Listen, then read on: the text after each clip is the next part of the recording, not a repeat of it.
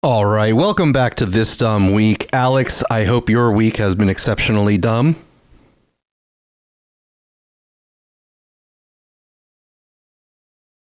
Alex, let's find that mute button today.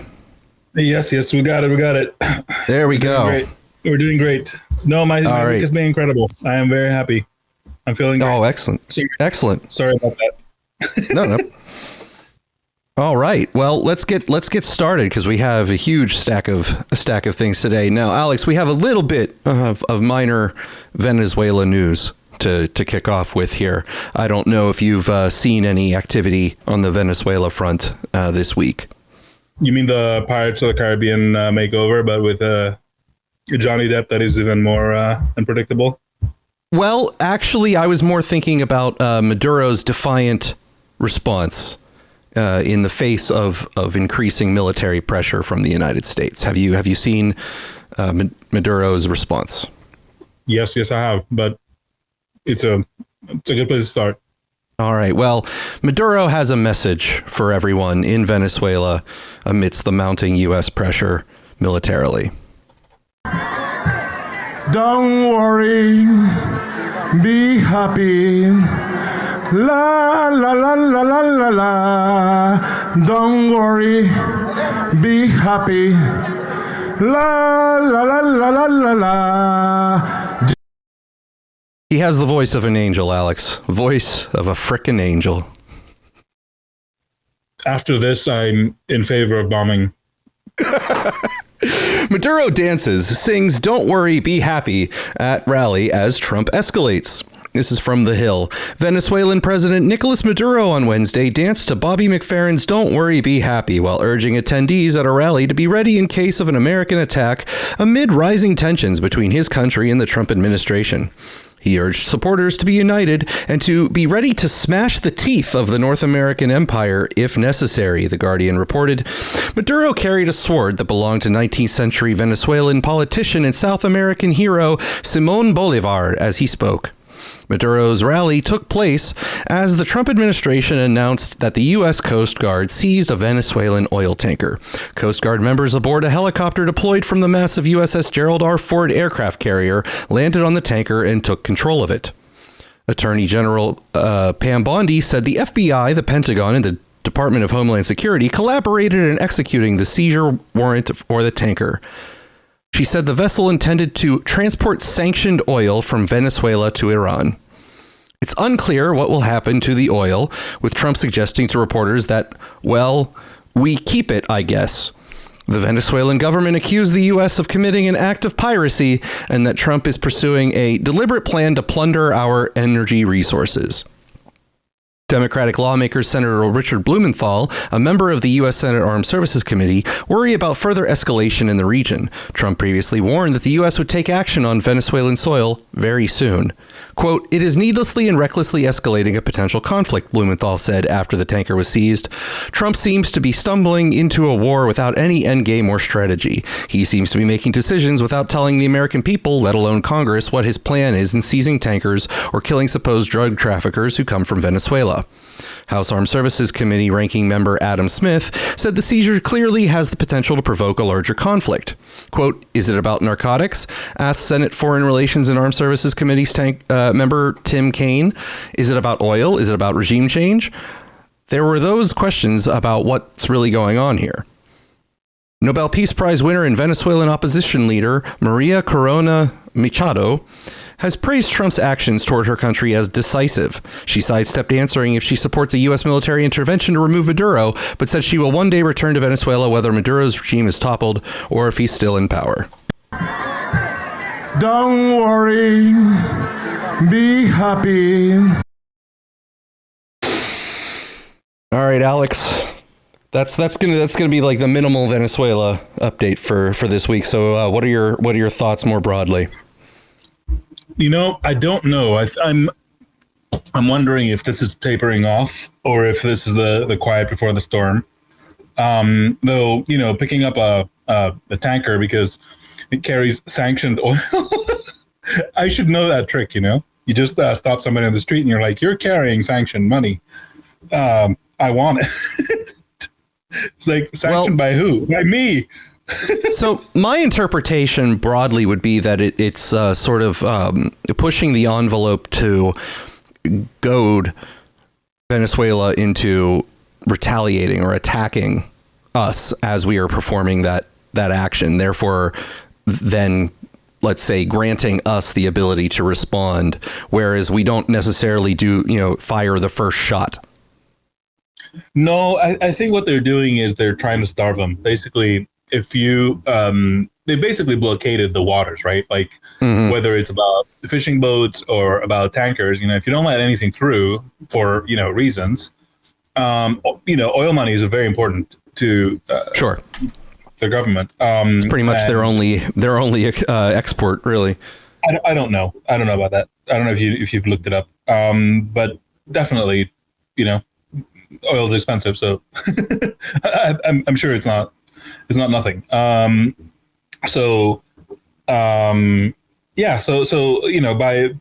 it's effectively an economic blockade, right? You prevent the fishing to go on, you prevent the oil transports. This is in other situations, this is considered an act of war by itself. Right. When we're actually, the places where we apply, international law and shit. Clearly the Caribbean, it's the Gulf of America, so it's a different story. But yeah. So I don't really think Venezuela is gonna do something stupid, because there's nothing they could gain from it. But I think all of this is to create an internal tensions. So hopefully, some general sort of picks up and topples Maduro. But I think at least one general came out today or yesterday and said, basically, we're going to do our job. So that wasn't good news, and if that was the plan.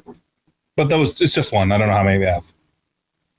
So do you have any updated sort of odds on what's going to happen before the end of the year? The variance is just, keep getting pushed.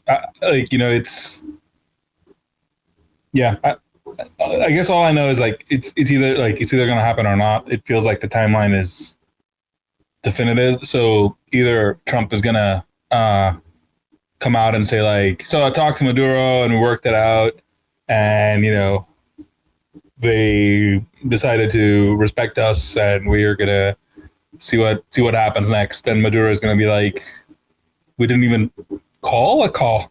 We didn't. I don't. It's gonna be something stupid like that, where Trump decides to de-escalate the escalation that he escalated, or we're gonna hear about bombings, I think. Has he tried to cut a deal? Well, here is where things get really hairy. According to Trump, and you might not want to believe what he says, because, he's not a stranger to the occasional fib. He said that Maduro called him up and offered him, quote unquote, everything. But somehow he still said no, which makes you wonder, what more than everything? Everything is a pretty good deal. All things considered, everything. It is a pretty good deal. As far as things go, this is everything. So what would you like? Everything plus good, more. There you go. Nah, I don't want it. Right. So, as far as, history being written, I think this is probably the worst possible statement a U.S. president can make, which is that, they definitely offered everything. We just wanted to bomb it. No reason. Just bombing, I guess to be fair, being allowed to bomb them wasn't included in everything, was it? That's right. In fact, that was one of the things that. Right. Everything but bomb us is not everything, Alex. So he was lying. That's right. He was lying. Clear Tommy behavior. All right. Obvious. Well, the administration was actually probably a little bit distracted, focusing on far more important things, okay, like combating DEI initiatives all over. I don't know if you've heard of their latest push to rid the government of DEI this week. No. What is it? What was it this time? Axios, why the Trump administration is targeting the Calibri font in anti-woke push. The font Calibri has joined Harvard, the Smithsonian, and corporate America on the Trump administration's list of targets in its war against diversity, equity, and inclusion. Secretary of State Marco Rubio called the use of the font in official department paperwork a wasteful example of DEI, continuing the administration's attempts to quell inclusion efforts anywhere it has influence. Driving the news. Rubio on Tuesday reversed the State Department's official use of Calibri, which had been implemented through a 2023 Biden-era directive. Starting Wednesday, the department is using Times New Roman 14-point font for official papers, a State Department spokesman told Axios. Quote, although switching to Calibri was not among the department's most illegal, immoral, radical, or wasteful instances of DEI, it was nonetheless cosmetic, Rubio said in a cable sent to department employees, the Associated Press reported. Quote, switching to Calibri achieved nothing except the degradation of the department's correspondence. Former Secretary of State Anthony Blinken ordered the change to Calibri based on a recommendation of his department's Diversity and Inclusion Office. Rubio has since disbanded that office. The use of Calibri was meant to aid readers with disabilities such as dyslexia and those using screen readers and other assistive technologies. The move also reflects the way that the Trump administration has more broadly shunned Americans with disabilities. The administration in October quietly ended support for a program that helped poor people access federal disability benefits and prevented homelessness. In January, Trump reversed a 2021 Biden order that prioritized, among other things, making the federal workplace more accessible for employees. That's in addition to Medicaid changes outlined by Trump's Big Beautiful Bill, increasing barriers to enrollment for people with disabilities. Times New Roman was the department's official typeface for nearly 20 years until the 2023 order. Prior to 2004, the State Department used Courier New. Now, I would just like to point out that I have this document that I'm reading these stories from in Microsoft Word with the default font of Aptos, which has replaced Arial, I believe, in Microsoft's default font line. Was Aptos considered? I'm not sure. I don't see why. I mean, if you want to be diverse, you set random font, I feel. And in fact, if you go all the way, you set random on a granularity of character, at which point you arrived at the crazy ransom letter styling, which we all know this is where things are going. Well, Alex, guess what this move has made the opportunity for? It has made a grand opportunity for revenge of the nerds. New York Times. Is Times New Roman better than Calibri for the State Department? The State Department's decision to stop using the Calibri typeface in favor of Times New Roman shook one community far removed from the workings of government, type designers. Quote, I love it when, once in a while, typefaces come up to the top of the pile in the media news. That doesn't happen so often, said Sophie Beer, a type designer and professor at the Royal Danish Academy. The governmental order was written in Times New Roman, which the State Department had used from 2004 until it switched to Calibri in 2023. I wonder if it's all a bit of a distraction from what the State Department is actually doing rather than the font that they're doing it in, said Tobias Freire-Jones, a type designer known for Gotham, Interstate, and other ubiquitous typefaces. But it is an opportunity to talk about what makes things legible. The legibility of a typeface is mostly related to how quickly you can read an individual letter, said Miss Baer. You could also call it the clarity of the letter shapes. Type designers have rules of thumb about increasing legibility, many of which have been backed up by studies. Times New Roman is a serif typeface, with small projections that mimic formal handwriting. Calibri is sans serif, meaning without serifs. One study found that, quote, the presence or absence of serifs had no effect on word recognition. A higher x height, the height of the lowercase x, and its relationship to ascending and descending letters like F and Y can increase the perceived size of a font and its legibility. A lower crossbar on the E, the most frequently used letter in English, can prevent the top of the E from appearing to collapse at small sizes. More open apertures, the gaps in letters like C, S, and E can reduce the brain's tendency to close breaks in a nearly continuous shape. A higher stroke contrast might reduce word recognition in some contexts. Serif fonts, like Times New Roman, tend to have more contrast between their thick lines and sans serif fonts. Quote, all these different aspects of the letters or typefaces, they interact, says Miss Bayer. Typeface designs involve thousands of small decisions, all of which contribute to legibility. Lucas de Groot, the Dutch type designer who created Calibri, first heard about the State Department news when a colleague posted it in Slack. Quote, then the phone started ringing and it hasn't stopped, he said. Quote, the Calibri design was based on my experience, he said. Most of the design process is not that scientific. That includes determining proportions for the X height and other features. Quote, I think it's much more important how the stuff is perceived, and that's something that I do from the stomach. A classical serif typeface like Times New Roman can look great, Mr. de Groot said, but of course it needs a lot of work to make it look great, and Times New Roman is possibly the worst choice for trying to achieve that. So as you can see, Alex, the revenge of the nerds has started because they're messing with the font types. I feel like the font designers are the theater kids of the nerds. I don't think they're actual,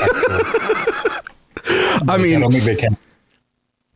I am not a typeface person. Like my familiarity with typefaces and the like is minimal. However, there are aspects of it that, you know, I can get riled up about. Depending on the circumstance. If there's an odd kerning situation going on, I might be able to be a little bit animated, particularly when it's the government doing it and it, you know, it's particularly hideous. Yeah, I don't know. I mean, I've done a little bit of font design back in the day. All right. But mostly enough to like not care about it. So you've dabbled in being the theater kid of the nerds, is what you're saying. That's right, and failed at it. Okay, I would say you even you dropped out of it. I dropped out. Yes. Yeah. So I'm like informedly disinterested in the subject. I know what I'm talking about when I say I don't care, so long as it's not Comic Sans. If you want me to have an opinion. Or what about Papyrus? Which was I don't know Papyrus, I believe. Yeah, which is where James Cameron got when he did Avatar, you know, caused a ruckus because he used Papyrus for the fonts in that. I would like to be talking about something other than fonts as fast as possible. Oh, okay. I see how it goes. All right. But it is stupid. Look, if Calibri is more readable and they just reversed it because the AI, I mean. That is stupid. Well, this is how the New York Times ends these last two paragraphs in the New York Times article. Yeah, but I mean, that doesn't by itself. Wait, I didn't finish. I didn't finish the paragraphs here. Quote, the daughter of the Prime Minister of Pakistan owned some houses and she faked a contract, said Mr. de Groot. And then somebody found out that the Calibri she used for these contracts was not available yet at the time the contracts were signed. So the Prime Minister had to step down. That was Calibrigate. That was fun. I got a few calls. And Matthew Butterick, a designer and lawyer who wrote a brief history for Times New Roman, was one of several designers who declined to comment on the recent font news, but he offered a perspective on both typefaces in his book, Typography for Lawyers. Quote, Calibri works well on screen, but in print, its rounded corners make body text look soft. He added, it's not that Times New Roman is a bad font, it's just that you can and should do better. You know, I feel like they could generate an even better distraction if they decide what the official government wine should be. Just get all the wine snobs like arguing about, you know, whether it should be Merlot or whatever. That'd be amazing. I think that's where we are right now. Okay. Well, I wonder if there's going to be another sort of font attack in another department, because that was just the State Department. That wasn't the whole government. So we'll see. Oh, man, it's marching through the institution, is it? The Times New Roman? You know, before you joke, but you go from Times New Roman to Calibri, boom! All of a sudden, all your children are trans.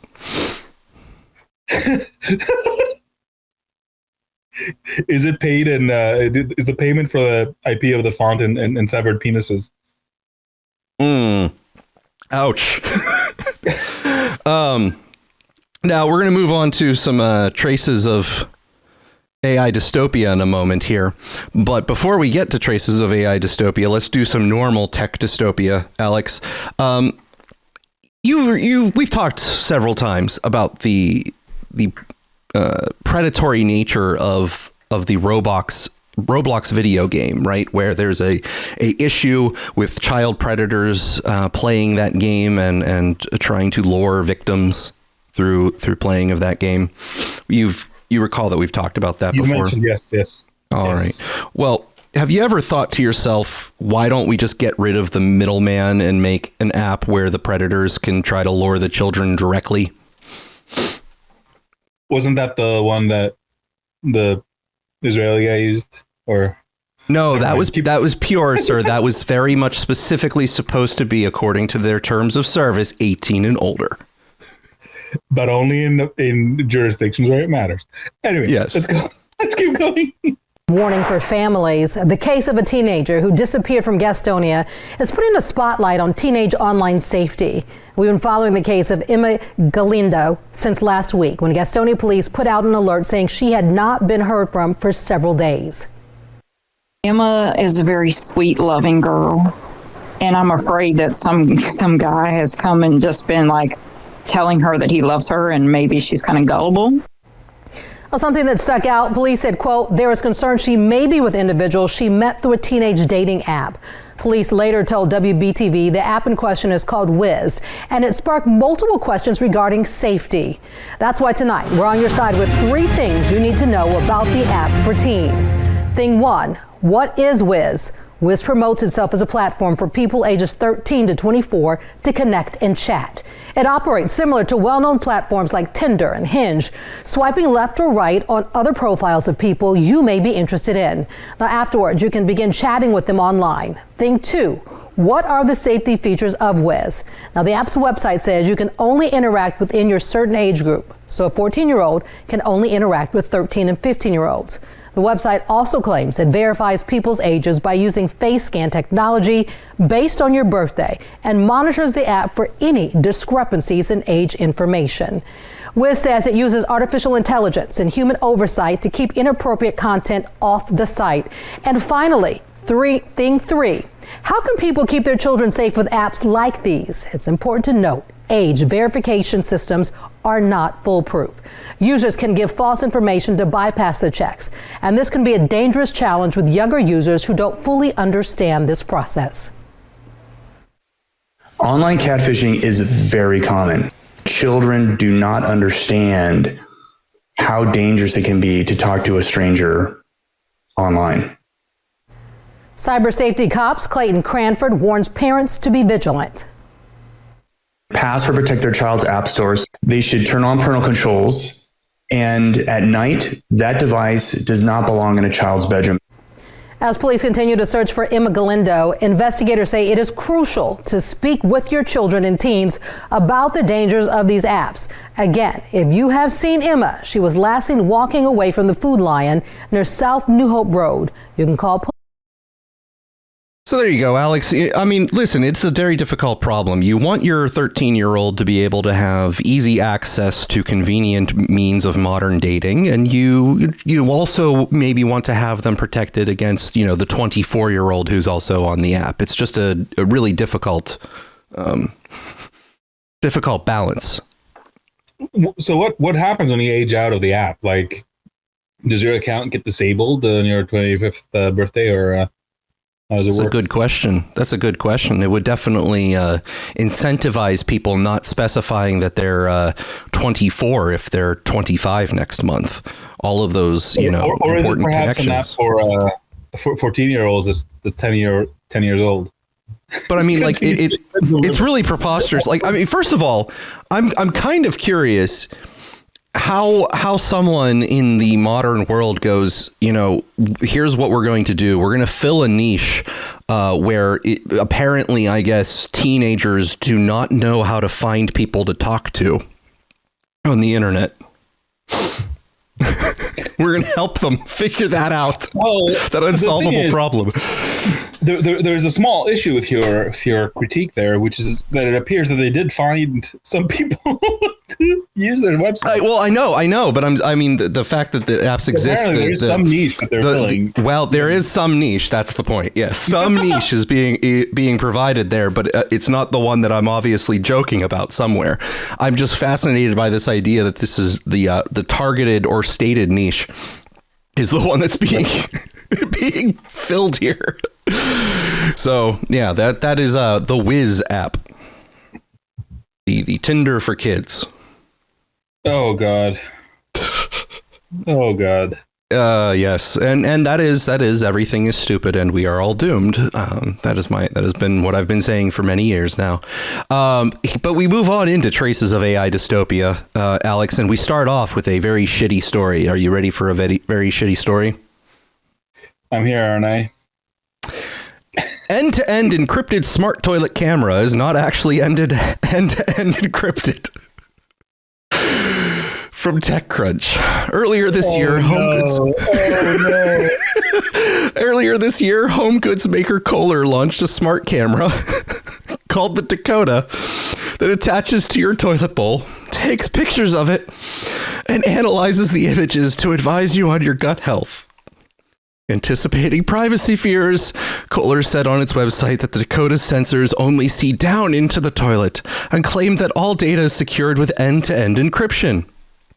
The company's use of the expression end-to-end encryption is, however, wrong, as security researcher Simon Fondra-Tietler pointed out in a blog post on Tuesday. By reading Kohler's privacy policy, it's clear that the company is referring to the type of encryption that secures data as it travels over the internet, known as TLS encryption, the same that powers HTTPS websites. Using the right terms matter, especially in the context of users' privacy concerns. Using the expression end-to-end encryption, widely adopted by messaging apps such as iMessage, Signal, WhatsApp, to describe TLS encryption is wrong and can potentially confuse users who see that expression and think that Kohler actually cannot see the pictures that the camera takes. A company privacy contact, told Fondra Tetler that user data is, quote, encrypted at rest when it's stored on the user's mobile phone, toilet attachment, and in our systems. The company also said that data in transit is also encrypted end-to-end as it travels between the user's devices and our systems, where it is decrypted and processed to provide our service.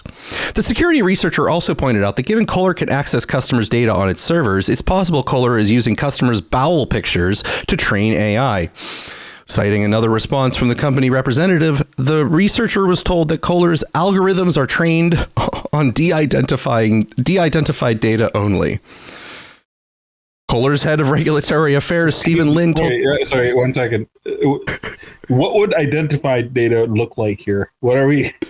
Well, I'm assuming that you have to register your device on their site, and therefore the photos of your poop are then identified to the owner's name, but you don't know who in the household, or it could even be a guest. To, blur the fingerprint. I don't is there a poop print? How? Do you see what I'm doing? I do understand. Yes. Can you identify if it was a guest in the household or the user that did it? There are body scales, smart scales, where it takes an estimate of your previous weigh-in to determine the user if you have a multi-user household, right? It'll sync and record your weigh-ins every day. And you don't have to select yourself because there's usually enough variation. Two people in the household don't often weigh exactly the same. So it goes, okay, this is plus or minus 5 pounds. It must be Bob. I guess if you're having a bad bowel week, I don't know what that does to the identification of your stool sample, according to the AI. But they're learning. Imagine going to your friend's house, using the bathroom, and then he comes up to you and is like, by the way, you might want to eat a little more fiber. Well, I mean, friends of Tony Podesta would be familiar with that. He had a art installation that he had. Anyway, look, I think the core of the story is a little bit exaggerated, because if they mean end-to-end messaging, like where you send a message on Signal, right, and they say it's end-to-end encrypted, that's fine. But what would the nature of end-to-end encrypting something to a cloud service exactly be when there's who's the recipient here? What I mean? Of course they can decrypt it because they're the ones receiving them messages. It's part of the AI service, yeah. What would the point be of sending it up at all if it was entirely encrypted and obscured from them? There's no right. So I guess the point is that, you know, how often or in what manner would it hypothetically be decrypted? Now, between you and me, I would never purchase this product. Oh, well, that's good to know, Gabe. I'm learning new things about you all the time.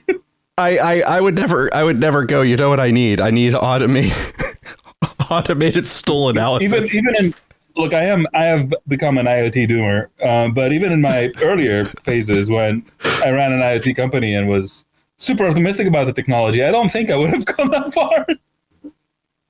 So yes, there's the very shitty story to kick off our AI dystopia. I mean, it's borderline AI dystopia. So because obviously the AI part isn't the major dystopia for you. Ask your gut. You know. Ah, yes. It'll you know. Have you been eating more red meat lately? I don't think so. Yes. Okay, now we move forward. We move forward here with an announcement from Pete Hegseth, the Secretary of the Department of War. The future of American warfare is here, and it's spelled AI. As technologies advance, so do our adversaries. But here at the War Department, we are not sitting idly by. Under the leadership of President Trump, America will lead the charge on this technological transformation by revolutionizing the way we win. And that's why today we are unleashing GenAI.mil.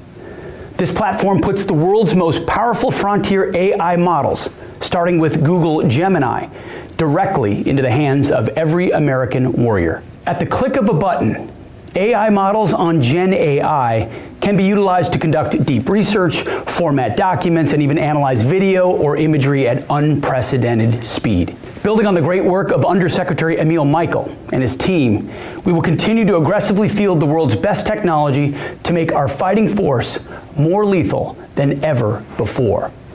And all of it is American-made. Wow, Alex, what such leadership to implement technology that everyone is rushing to implement simultaneously across the globe.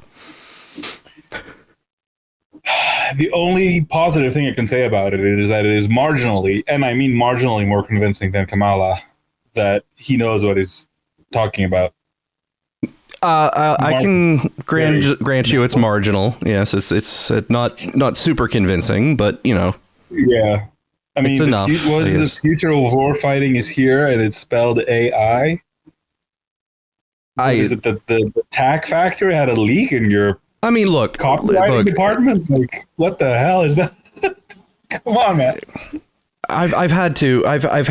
You know, I've always chosen courses through my life, paths where I'm the person in the room who ruins everyone's mojo. Okay, I have a background in economics, in stats, right? Alex, you're at least familiar with the fact that I have stats background. So I'm always the person who's poo-pooing people's grandiose ideas, and I'm also the guy who in the room who poo-poos people's AI stuff, because I see that most people, they want to implement AI and they have absolutely no idea how to appropriately utilize it, and everyone's just throwing the buzzword around because you get immediate praise when your idea is let's have AI do it. You know, let's use AI. Gator, are you familiar with the seven red lines skit? Yes. I that's a good one. That is a good one. You see, my role in professional life has been to be the guy that tells the guy who says there's no point or you can't do it to shut up and do it. And I'm even occasionally correct. So because there is a vibe among the tech literati that sort of you shouldn't do things that sound, hit certain registers, let's say. Right. But that they could also go too far. So I tend to pull the other way, but I know what you mean. And my startup started as an agency, right, where we did work for others. And in that role, I definitely did a lot of that is literally impossible. Well, it's not. Sometimes it's not even impossible. It's just the fact that they have an extremely naive semantic content that can fill your syntactic shape right there. Well, it's also that there's a lack of understanding of the true nature of the technology that they're attempting to implement. So they believe that it's not only just that it's impossible. It's that they have these non-solutions in their head where the technology is filling in the gap of non-solution, right? So instead of using the technology as an implementation towards a coherent solution that it actually fills a hole in, it is the solution. AI is the name of the solution, right? That's where people have a lack of understanding of what they even want, but they demand it. It's this weird phenomenon where people are afraid of it's a large FOMO, but not necessarily just strictly monetarily speaking. It is you don't want to be left behind against your competitors because you hear that they are implementing AI. So if you implement AI, you are not falling behind, but you don't know exactly how you want to implement AI. You're not necessarily doing it strategically. So you're going to just implement AI to be able to say that you implemented AI. And half the time it's the people proposing these things are going to use that push internally to get the motion going, implementing AI, and then use that on their resume to jump ship as the whole thing burns to the ground.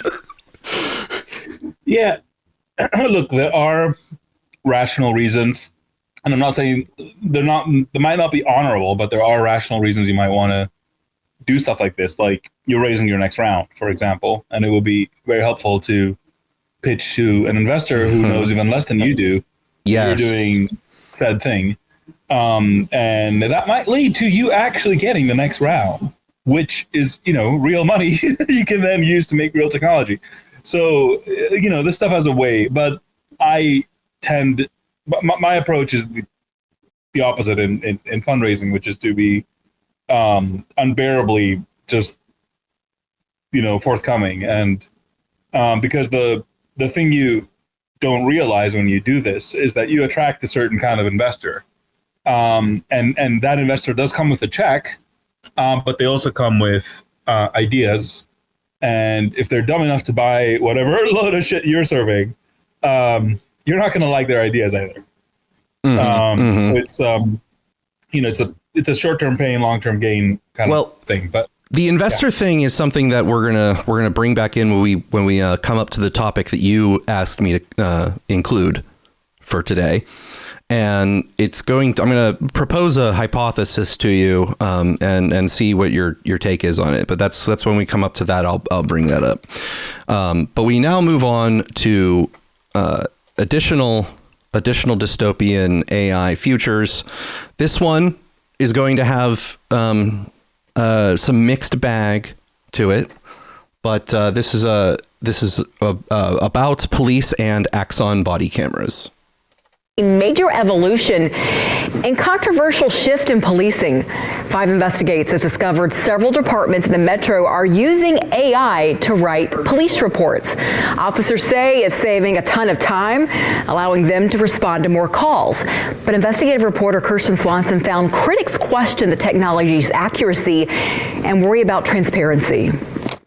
Officer Jessica Hager will tell you. Hello. She spends a lot of time inside the Brooklyn Park Police Department. At a computer, recounting conversations like this. When I came out this morning, my car had been rummaged through. You're missing a couple of 20s, maybe a $10 and a $5 bill. The information Officer Hager gathers ends up in a police report, a record of the crime that's used at every stop in the criminal justice system. It is a significant part of our job. A part of the job that's now being handled in part by artificial intelligence. Brooklyn Park Police are using Draft One, a generative AI tool from Axon, the country's largest supplier of police technology. That conversation from earlier? No video evidence, nothing like that. It's a demonstration Brooklyn Park Police set up to show us how this technology works. The exchange was recorded on Officer Hager's body-worn camera. Once we find the video that we're looking for, we are able to select that. Draft One takes the audio and with a couple of clicks generates a police report. Now watch this. A task that some cops say used to take up to 30 minutes now takes just 30 seconds. Less time spent in the office writing a report means more time out on the road doing police work. Inspector Matt Raby says right now 15 officers are testing the tech as part of the department's pilot program. In 6 weeks, they generated nearly 200 police reports. We found that it is every bit as or more accurate, and it's been really, really useful for us. So we wanted to know, are other departments in Minnesota using this, and how much is it costing taxpayers? 5 Investigates obtained contracts from the 20 largest police agencies in the metro. Along with Brooklyn Park, we found Eagan is also using Draft One. Bloomington just launched its pilot program. And the software isn't cheap. Invoices we reviewed show Brooklyn Park will pay Axon more than $1.7 million over the next 10 years for Axon's AI package. Is it worth it for taxpayers to be paying for this software? If this helps us save on personnel costs, if this helps us save time and allows our police officers to be out on the street more, which I absolutely believe it will, I've seen that it does, then no question. But some are questioning Draft One. At a time where budgets are straining, is all of this new technology actually keeping us safe? Alicia Granzi is a staff attorney with the ACLU of Minnesota. In December, the organization published this white paper, raising concerns about the unreliability and biased nature of AI, along with the technology's tendency to get facts wrong or make them up entirely. Essentially, the police officer's narrative and the body-worn camera are coming together, and we're losing 2 independent pieces of evidence and getting what might be an incorrect or biased single piece of evidence that really doesn't do as much to help us figure out what really happened. What would your response be to that? You know, I would say every single person has bias. It sounds like people argue that computers have bias. I think this helps us simply remove bias. We are required to go through and review it. In Brooklyn Park, each report contains a statement that acknowledges this report was generated using Draft One. But Granzi says she's concerned that not all departments are being transparent about when they're using this technology. If we don't know what police are doing, you can't interrogate it. You can't ask, okay, the important questions. Why? How? Is it effective? Is this worth my money? The conversation around transparency is already happening. In California, there's a bill that would require police to disclose when they are using AI. Granzi says that's important information for attorneys to know. I'm taking a closer look at how prosecutors are navigating this emerging technology. Lindsay, you can catch that story tomorrow night. Kirsten, this is a fascinating conversation. And to you, what does the future look like for using AI in these ways? Well, I asked law enforcement this. Inspector Raby said that he thinks every police department in the country is going to be using the software within the next 5 years. But there are some in law enforcement who are not all in on this just yet. The Dakota County Sheriff, I talked to him. He actually said his office is taking a wait and see approach. A spokesperson for the Eden Prairie Police Department got back to me and they said they are letting others vet out the technology. And we're watching that now. And you never know, as there's more competition, price could change. So right. Now, there's, adversarial natures to this technology, of course, and the National Association of Criminal Defense Lawyers.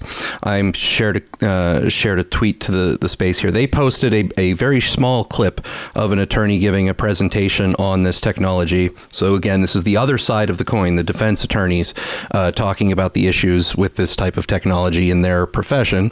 By the end of this calendar year, more of the police reports that are written in this country will be written by AI than will not. It is widespread across the country and in your departments.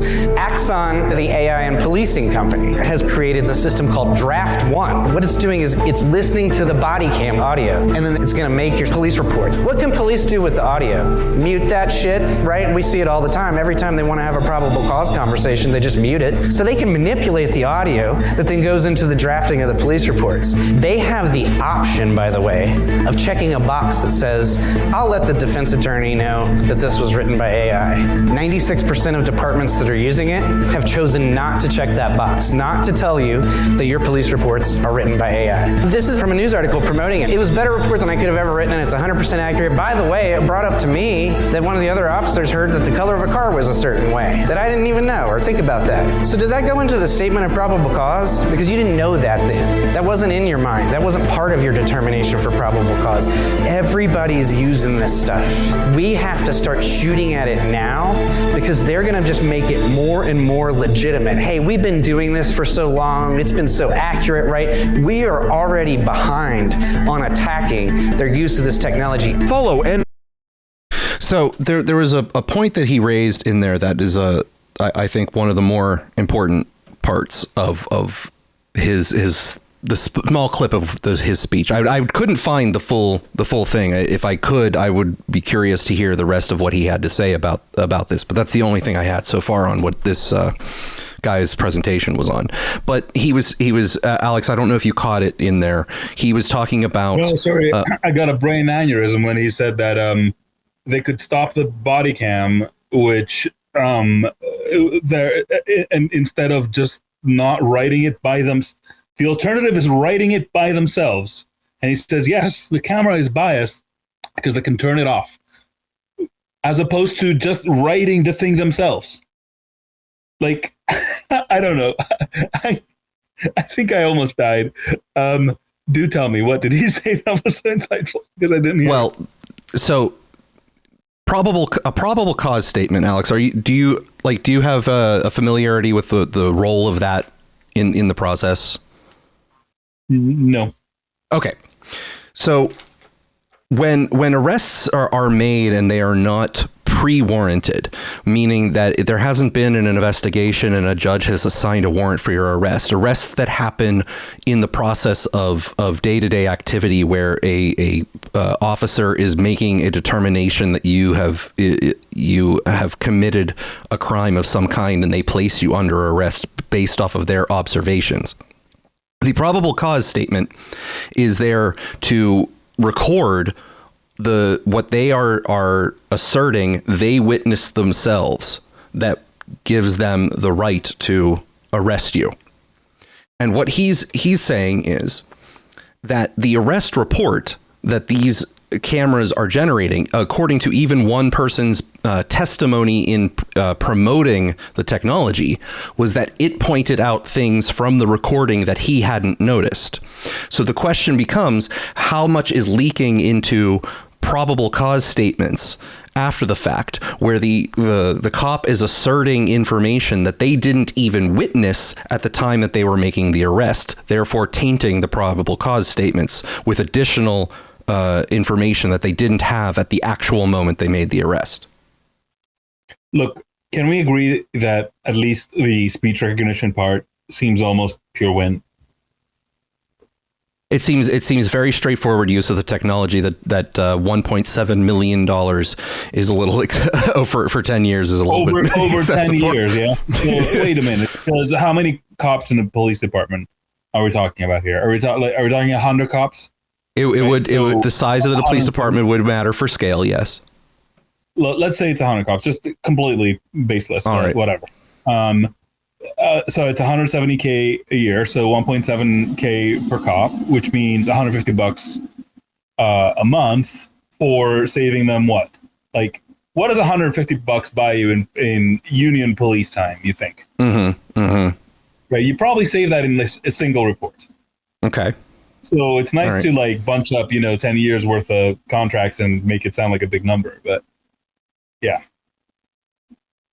I still think that's an highly marginally profitable cost charge that you could because Axon because Axon owns the platform. They're in control of the margins there. Sure, I don't think you're going to have a competitive. I feel you've not been in many pricing conversations in your technology career. Is that a fair assessment? Well, go ahead and you never price things on the basis of your costs. I understand that. What I'm saying is that that Axon is sort of like Apple in this scenario, where they own the entire stack and they're not going to have any competitive pricing for the actual product. For now, like nobody's prevented from making a better product. I hope. I don't know, but I am speculating. But if Axon's, given the course of AI, I would expect the opposite. And if indeed a 10-year contract was proposed, which I don't even know if it's true, or if it's just some projection, if indeed I find that very plausible, because if I was Axon, I would be locking everybody into 10-year contracts right about now. Sure, because of course. In 6 months, there's going to be like a co-pilot that's just going to pop up like a friggin' Clippy and be like, it looks like you're writing a police report. Can I help? Well, don't worry there, because the next story here, vast number of Windows users refusing to upgrade after Microsoft's embrace of AI slop. So Copilot is not... is definitely not going to entice people to consume the service here, Alex. Earlier this year, Microsoft officially yanked the cord on Windows 10, ending support for an operating system that had been superseded by Windows 11 4 years earlier. But the tech giant's controversial attempts to shoehorn AI into every aspect of the software appear to have turned off a staggering number of users from upgrading. While it's to be expected at this point that not everybody will have jumped on the opportunity to update their machine's operating system, the sheer scale of that refusal is staggering. As Forbes reports, a whopping 1 billion PCs are still running Windows 10, despite half of them technically being eligible for an upgrade. During PC maker Dell's November quarterly earnings call... Please tell me that they offer some kind of comparative data. Please. During a PC maker Dell's November quarterly earnings call, the company's COO, Jeff Clark, admitted that we now have about 500 million of them capable of running Windows 11 that haven't been upgraded, referring to all PCs, not just Dell machines. Quote, those are all rich opportunities to upgrade towards Windows 11 and modern technology, he said. The remaining 500 million were not eligible for upgrade. In other words, those who own a whopping third of an estimated 1.5 billion PCs worldwide are outright refusing to upgrade, indicating Microsoft is seriously struggling to woo them. That's likely due to a number of reasons, from simple frustrations over a tweaked and unfamiliar interface to the need to run software that isn't Windows 11 compatible and annoying ads. But given the widespread backlash over Microsoft's doubling down on AI features, there's a good chance a vast number of Windows users are also balking at the idea of the company shoving those features down their throats. In an already familiar battle, with AI emerging as the major turnoff for consumers across several other industries as well. Last month, Windows President Pavan Davuluri announced that the operating system would become an agentic OS, baking AI features directly into the software. Core users, however, were appalled by the notion. It's evolving into a product that's driving people to Mac and Linux, one user tweeted in response. Quote, stop this nonsense, another wrote. No one wants this. Quote, maybe you should pay attention to the unanimously negative replies here and adjust your goals accordingly, yet another tweeted. And I myself last month went on like a day of yelling at Microsoft over it because they have Copilot all over the place, and I had to go deep into the settings to disable it all over. Besides indicating a widespread refusal to upgrade to Windows 11, the sheer number of machines still running Windows 10 could turn into a cybersecurity time bomb, as Forbes points out. Now that Microsoft has ended support and security updates for the OS, hundreds of millions of PCs can be vulnerable to attacks. Beyond a looking security disaster, there's a threat of an unprecedented amount of e-waste, as the advocacy group, the United States Public Interest Research Group, warned in September blog posts. Billions of computers not being able to upgrade to Windows 11, the group estimates that the end of Windows 10 could result in 1.6 billion pounds of electronic waste. Meanwhile, Microsoft is looking to, quote, rewrite the entire operating system around AI and build essentially what becomes truly the AI PC, as Microsoft Executive Vice President and Consumer Chief Marketing Officer Youssef Mehdi told The Verge in October. It's a vision, he said, that apparently involves physically speaking to Microsoft's Copilot AI even while sitting in front of the machine, which actually brings me to a conspiracy theory I may have mentioned on here, Alex, but if not, it's been one that I've holding for about a month now at least, which is that Microsoft is purposely making their UIs more frustrating in order to nudge people to embrace the use of Copilot to perform tasks. Do you have any thoughts on my hypothesis I there? don't know, man. This is getting desperate. Seriously, they don't know, like, if they're not telling us what percentage of users was not upgrading before, in the same part of the life Is cycle, it slow? Is it similar slow adoption during all periods? Is that the Yeah. I mean, I've been very slow to upgrade my machine to Windows 11, and it had nothing to do with AI because it wasn't in there at the time. It's just that I didn't want to disrupt my workflow, and the thing worked fine. So, like, why? But does my personal experience not mean nothing to you, Alex? Gator, my frustration. No, it does not, because you're going to be very particular about shit, and like the very draw of hanging out with you is that you are not a typical person. So no, I'm not going to put any weight. I guess that's fair. I will take that as a pseudo compliment there. I will. It is. Like, sorry if you're correct. You're the typical user. I'm sorry, you're gonna have a hard time doing that. This is speculative and does of course have a lack of specific quantification, like, polls. Why aren't you upgrading? Or whether AI. It is actually slower or not. Even anecdote, like even. Well, it actually. So that's one among the things that have reason. But among they didn't the things. Even try. Among the things that have been going weird with Windows 11 is that they made changes to the file explorer, where now it is significantly slower than all previous versions of Windows, and it's just file explorer, right? So while yes, you can enhance it, the basics should still be able to perform at the same efficiency as other versions, right? You shouldn't be necessarily changing the core code of exploring the file system. And then Microsoft recently attempted to fix this problem by implementing a cache system as an intermediary layer on the file explorer, so that it preloads directory information. Amusing, but the last project that Gates was pushing on, I believe for Windows Vista, was turning the file system into a database, like an SQL style database. I believe that failed, and it appears they're still working on it. So yeah, but I mean, listen, personally speaking, and the Copilot enhancement of the Windows operating system is getting absolutely insane. I'm really confused, Gator, because I'm on Windows 11, and I don't see anything. Like, it's not showed up. So I don't know what's going on. So there's recall, which is where it's the feature that takes a snapshot of your screen every few minutes and sends it to Microsoft, that you can disable through group policy. There's Copilot being injected to every single Microsoft application that you may run. It's even in Notepad. I don't use any Microsoft applications. Maybe that's why. Okay. So everywhere inside of there. Now, you could, if you have the right tools or the right know-how, you can uninstall all of these features or disable them, but it doesn't. They're sneaking them in there before you even know that they're doing it. If there's like some background thing, maybe is happening, but I haven't noticed anything in my operating system that is indicating any of this.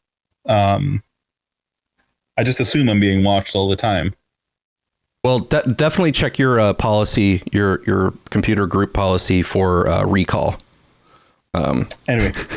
But yeah, so I don't know. I mean, a lot of this just feels very tortured. It's like, oh, there's a lot of computers, according to Dell, that haven't upgraded, but we're not going to tell you if they're more or less than the equivalent point in the life cycle for something. Like, Windows users are not upgrading their computers. Phil, I don't understand. Nothing's making sense, Gator. Well, I do think if you were to poll the more advanced power users, they would be saying that they are not enjoying the Copilot. 500 billion users are yes the advanced power users. Those 500 billion those computers are all owned by the same 7 people. I see. It's not a 1-to-1 ownership to person ratio there, sir. I see. And of course, your number of computers under management is equivalent to your power level. Is that mm-hmm. is that how That's why the That's how you flex. Are the best nerds. Yeah. Yes. Exactly. Okay, so moving forward here. Disney invests $1 billion in the AI sloppification of its brand, from 404 Media. The first thing I saw this morning when I opened X was an AI-generated trailer for Avengers Doomsday. Robert Downey Jr.'s Dr. Doom stood in a shapeless void alongside Captain America and Reed Richards. It was obvious slop, but it was also close in tone and feel of the last 5 years of Disney's Marvel movies. As media empires consolidate, nostalgia intensifies, AI tools spread, Disney's blockbuster feels more like an excuse to slam recognizable characters together in contextless morass. So, of course, Disney has announced it signed a deal with OpenAI today that will soon allow fans to make their own officially licensed Disney slop using Sora 2. The house the mouse built, and which has been notoriously protective of its intellectual property, opened up the video generator, saw the videos featuring Nazi SpongeBob and criminal Pikachu, and decided we want in. According to a press release, the deal is a 3-year licensing agreement that will allow the AI company's short-form video platform Sora to generate slop videos using characters like Mickey Mouse and Iron Man. As part of the agreement, Disney is investing $1 billion of equity into OpenAI, said it will become a major customer of the company, and promised that fan and corporate AI generated content would soon become Disney Plus, come to Disney Plus, meaning that Disney will officially begin putting AI slop into its flagship streaming product. The deal extends to ChatGPT as well, and starting in early 2026, users will be able to crank out officially approved Disney slop on multiple platforms. When Sora 2 launched in October, it had little to no content moderation or copyright guidelines, and videos of famous franchise characters doing horrible things flooded the platform. Pikachu stole diapers from a CVS, Rick and Morty pushed cryptocurrencies, and Disney characters shouted slurs in the aisles of Walmart. It is worth mentioning that although Disney has traditionally been extremely protective of its intellectual property, the company's princesses have become one of the most common fictional subjects of AI porn on the internet. 404 Media has found at least 3 different large subreddits dedicated to making AI porn characters like Elsa, Snow White, Rapunzel, and Tinkerbell. In this case, Disney is fundamentally throwing its clout behind the technology that has thus far most commonly been used to make porn of its iconic characters. After the hype of its launch, OpenAI added an opt-in policy to Sora that was meant to prevent users from violating the rights of copyright holders. It's trivial to break this policy, however, and circumvent guardrails preventing a user from making a lewd Mickey Mouse cartoon or episode of The Simpsons. The original sin of Sora and other AI systems is that the training data is full of copyrighted material and the models cannot be retrained without great cost, if at all. If you can't beat slop, become the slop. Quote, the rapid advancement of artificial intelligence marks an important... Wait. Did they just conflate... I'm sorry. Oh my God. Did they just conflate the fact that it is trained on copyrighted content with the fact that it generates porn, and somehow these two things are related? No. Did I just hear that in my No. It's the fact that you can easily say, give me SpongeBob, and it can give you SpongeBob. That was the claim there. All right. So, but also it's really bad that they signed a deal with a copyright owner so they don't steal. That's also bad, right? Is that? No. I mean, listen. I understand that you're responding to the tone that this person's, and I'm the tone is coming through me because I'm reading it as is. But I'm dying, Gator. I'm sorry. If it says AI slop, it is off. But I can't. The slop has to end. Sorry, keep going. The rapid advancement of artificial intelligence marks an important moment for our industry, and through this collaboration with OpenAI, we will thoughtfully and responsibly extend the reach of our storytelling through generative AI, while respecting and protecting creators and their works, Bob Iger, CEO of Disney, said in the press release about the agreement. Now, okay, Alex, outside of the tone and direction of the article, since it is obviously highly opinionated and not just a strict facts only piece. Outside of that, what is your reaction to Disney partnering with it's very OpenAI? Sensible. It's very sensible. Okay. But the one thing that it didn't say, which is very interesting, is that the same day that they signed this deal, they sent a cease and desist to Google. Mm-hmm. Right. So it's basically a general alliance deal here, right? There is investment, there is sort of licensing, there is usage, and there is offensive actions against others by Disney. So, they're choosing a side, and it's interesting because Altman had been going around Hollywood maybe a year and a half ago when Sora was first starting. And my immediate inference was that we're not going to have AGI happening tomorrow, because if that was what he was expecting, he wouldn't be trying to shore up revenue streams on marginal entertainment products, right? Which is what he did, and you can sort of see here the people say that Jobs was amazing on product. Elon is great on technology vision, and Altman is sort of considered legendary for his deal making ability, right? And you kind of sort of see this, right? There's a lot of moving parts here. About this sort of, it's an end-to-end partnership effectively between Google and between OpenAI and Disney. Where would you side on the idea? Where would you side on the idea that OpenAI, given that it's had several image and video generation rounds, purposely allowed people to make this copyright infringing or copyright infringing encroachment content in order to sort of make companies focus on them in order to possibly cut deals like this? I mean, you're saying, did they copy the YouTube playbook? Expand on that statement there. That's exactly what YouTube did, right? They basically, the original batch of YouTube content was the occasional user-generated video of themselves, but a lot of just snipping and clipping and video, music videos and TV shows and whatever.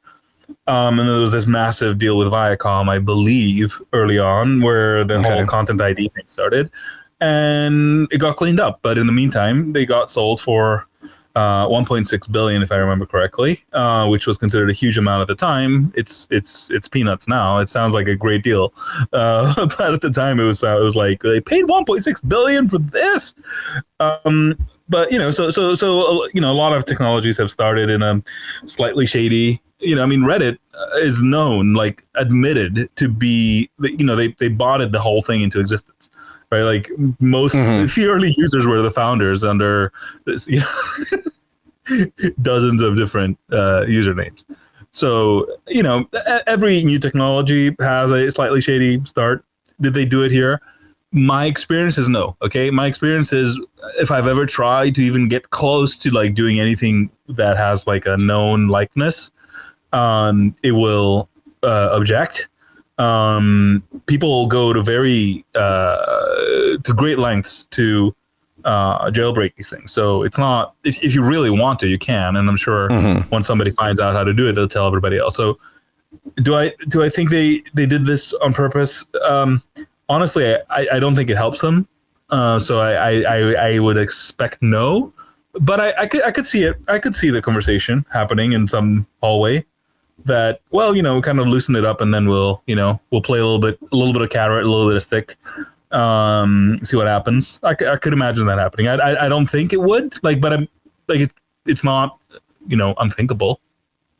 Now, absent the sort of threat that if you don't participate in a partnership with a company like this, that people are going to do it anyway, and you're just going to lose out on control. Outside of that motivation, do you see any particularly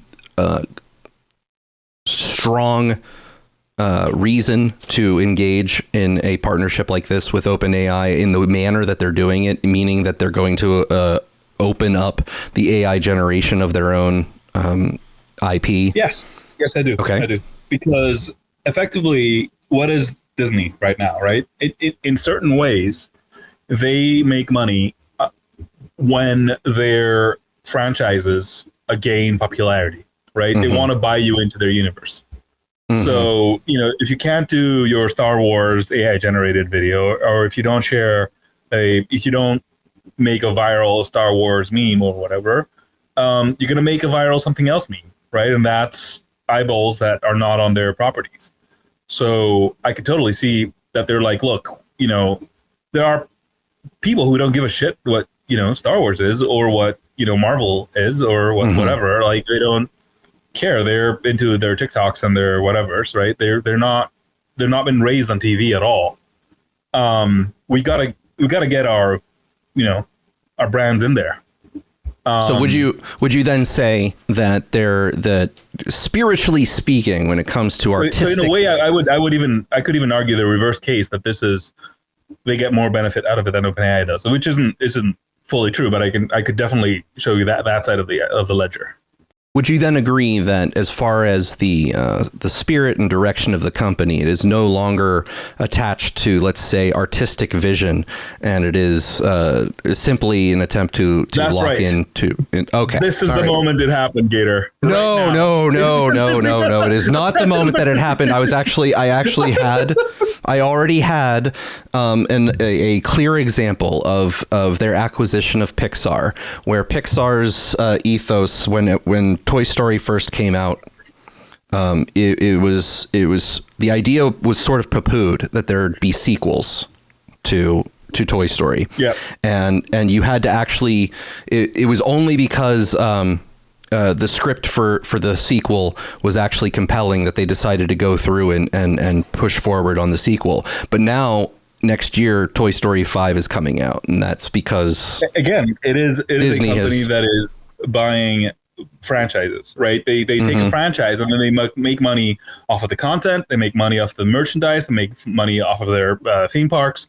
You can think of it as a matrix, right? Where every row is a brand and every column is a format, right? And they just friggin' spam that shit throughout, right? So that's what they do. Like, they keep these things alive. Like, they're not going to die. It's not going to stop.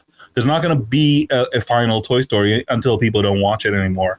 And even then, they'll probably give it a rest for a decade and then go for the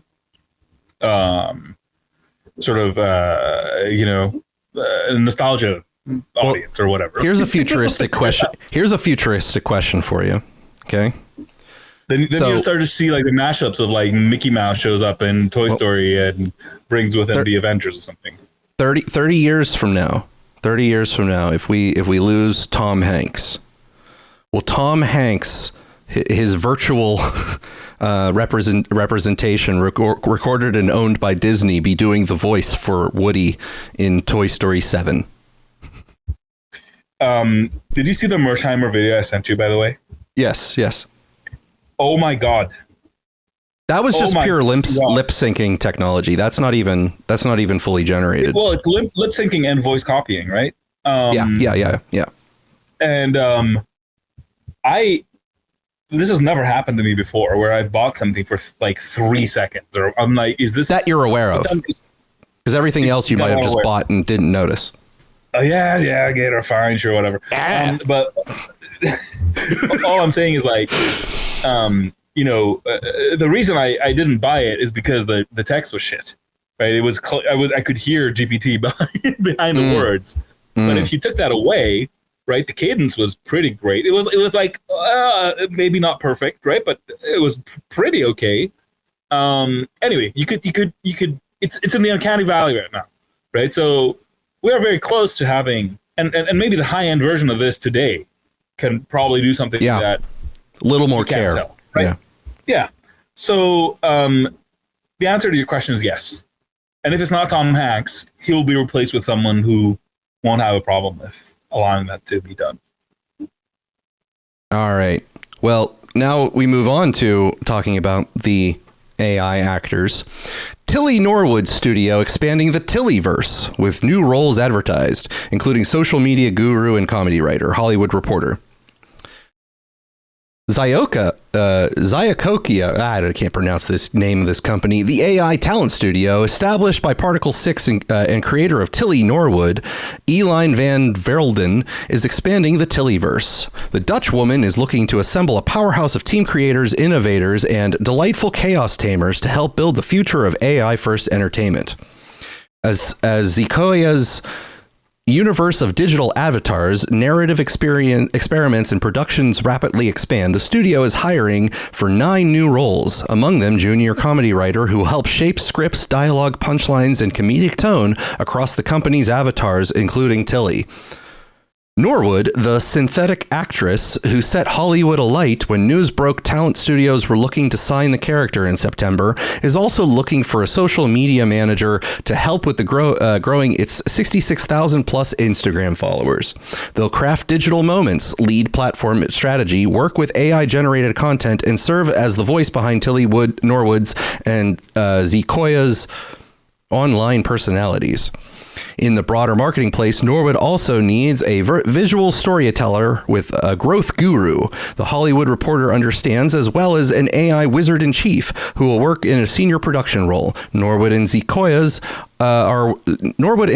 are looking for 2 AI editors, and also up for grabs is a chaos coordinator, described as a junior position. Quote, as Tilly Norwood preps for her next phase of global stardom in 2026, we will see her appear on screen and also talking directly to her fans as we populate the Tillyverse with a range of new AI characters. We need to build a skilled and enthusiastic team to take her digital colleagues, and the business forward. Quote, there's a lot being said about how AI is taking people's jobs, but we are creating new jobs, and these 9 roles are just the start. We're growing fast, dreaming big, and looking for people who are excited by the unknown. If you're curious, ambitious, a little mischievous, and ready to help reinvent storytelling with AI, we want to hear from you. So they're pushing forward on Tilly, who I do not believe is going to be starring in any major roles in the near future here, Alex. I think once you have the AI actress, you have to have an entire AI cast to pull it off. Otherwise, it's going to be an extremely difficult production. What, you haven't seen the Roger Rabbit movie? Roger Rabbit, sir, is a fantastic movie. There you go. That wasn't AI. That wasn't AI. I know, but it's an artificial, is what I'm saying. It's not a real. Yes, but do we have any instances of the fully AI character being able to react to the scene that they are placed in yet? Like, I mean, no, but that's not what you're looking for. Is a generated animation to an existing scene, which is the same as Roger Rabbit. Yes. It's just that you're not doing it with, thousands of hours of human animators. You're doing machine. Anyway, I'm just saying, trying to craft those prompts to get something that you can crop out and place in the scene or automate with a green screen is going to be extremely difficult to maneuver a coherent, realistic production. I feel like somehow. Not today, sir. Maybe tomorrow. I know it's going to be painful, but somehow these, AI wizards at the film studios are just all right. Well, then, find a way. The most important question, I guess, then is: will you be seeing the Tilly Norwood movie in theaters? Wait for it to come out on streaming, or would you torrent it? I would be seeing it over my dead body. It's my preferred way of seeing it. I don't know. How about you? I don't think I will be seeing it, Alex. I'm sorry. I like my crap, but I don't want to embrace that crap. Again, I like crap that lots of humans put their love and passion into. That's right. But this is the situation. It's like I've already opted out of Hollywood because it's become slop. Like it being run over by AI is immaterial. To me, it's like when Sam Harris was saying, with AI writing scientific papers, you're not going to be able to trust what's in journals anymore. It's like, I'm dying. I'm sorry, Alex. I actually enjoy the creativity that goes into humans making utter pieces of garbage. Okay. Yes, and I'm sure they will continue to. AI might make more fantastic garbage, but it's not the same. It doesn't have the same spirit behind it, sir. It's the authenticity. Look, there will be people who will put their imprint into the AI slop in ways that you could not possibly imagine. All right. Well, I'm going to open this up for comments. If anyone wants to come up and discuss anything we've talked about so far, feel free to raise your hand and I'll get you on up here as we're closing out the Traces of AI Dystopia segment for this week. This is the last story in that segment, Alex. ChatGPT told a violent stalker to embrace the haters, indictment says. A Pittsburgh man who allegedly made 11 women's lives hell across more than 5 states used ChatGPT as his therapist and best friend and encouraged him to continue running his misogynistic and threat-filled podcast despite the haters and to visit more gyms to find women, the Department of Justice alleged in a newly filed indictment. Wannabe influencer Brett Michaels Dig, 31, was indicted on cyberstalking, interstate stalking, and interstate threat charges. The DOJ announced on Tuesday. In the indictment, filed in the Western District of Pennsylvania, prosecutors allege that Dig aired his hatred of women on his Spotify podcasts and other social media accounts. Dig repeatedly spoke on his podcast and social media about his anger towards women. Dig said women were all the same. He called them bitches, cunts, trash, and other derogatory terms. Dig posted about how he wanted to fall in love and start a family, but no woman wanted him, the indictment says. Dig stated that in one of his podcasts, quote, "It's the same from fucking 18 to fucking 40 to fucking 90. Every bitch is the same. You're all fucking cunts. Every last one of you, you're cunts. You have no self-respect. You don't value anyone's time. You don't do anything. I'm fucking sick of these fucking sluts. I'm done." In the summer of 2024, Dig was banned from multiple Pittsburgh gyms for harassing women. When he was banned from one establishment, he'd moved to another, eventually traveling from New York, Florida, Iowa, Ohio, and beyond, going from gym to gym, stalking and harassing women, the indictment says.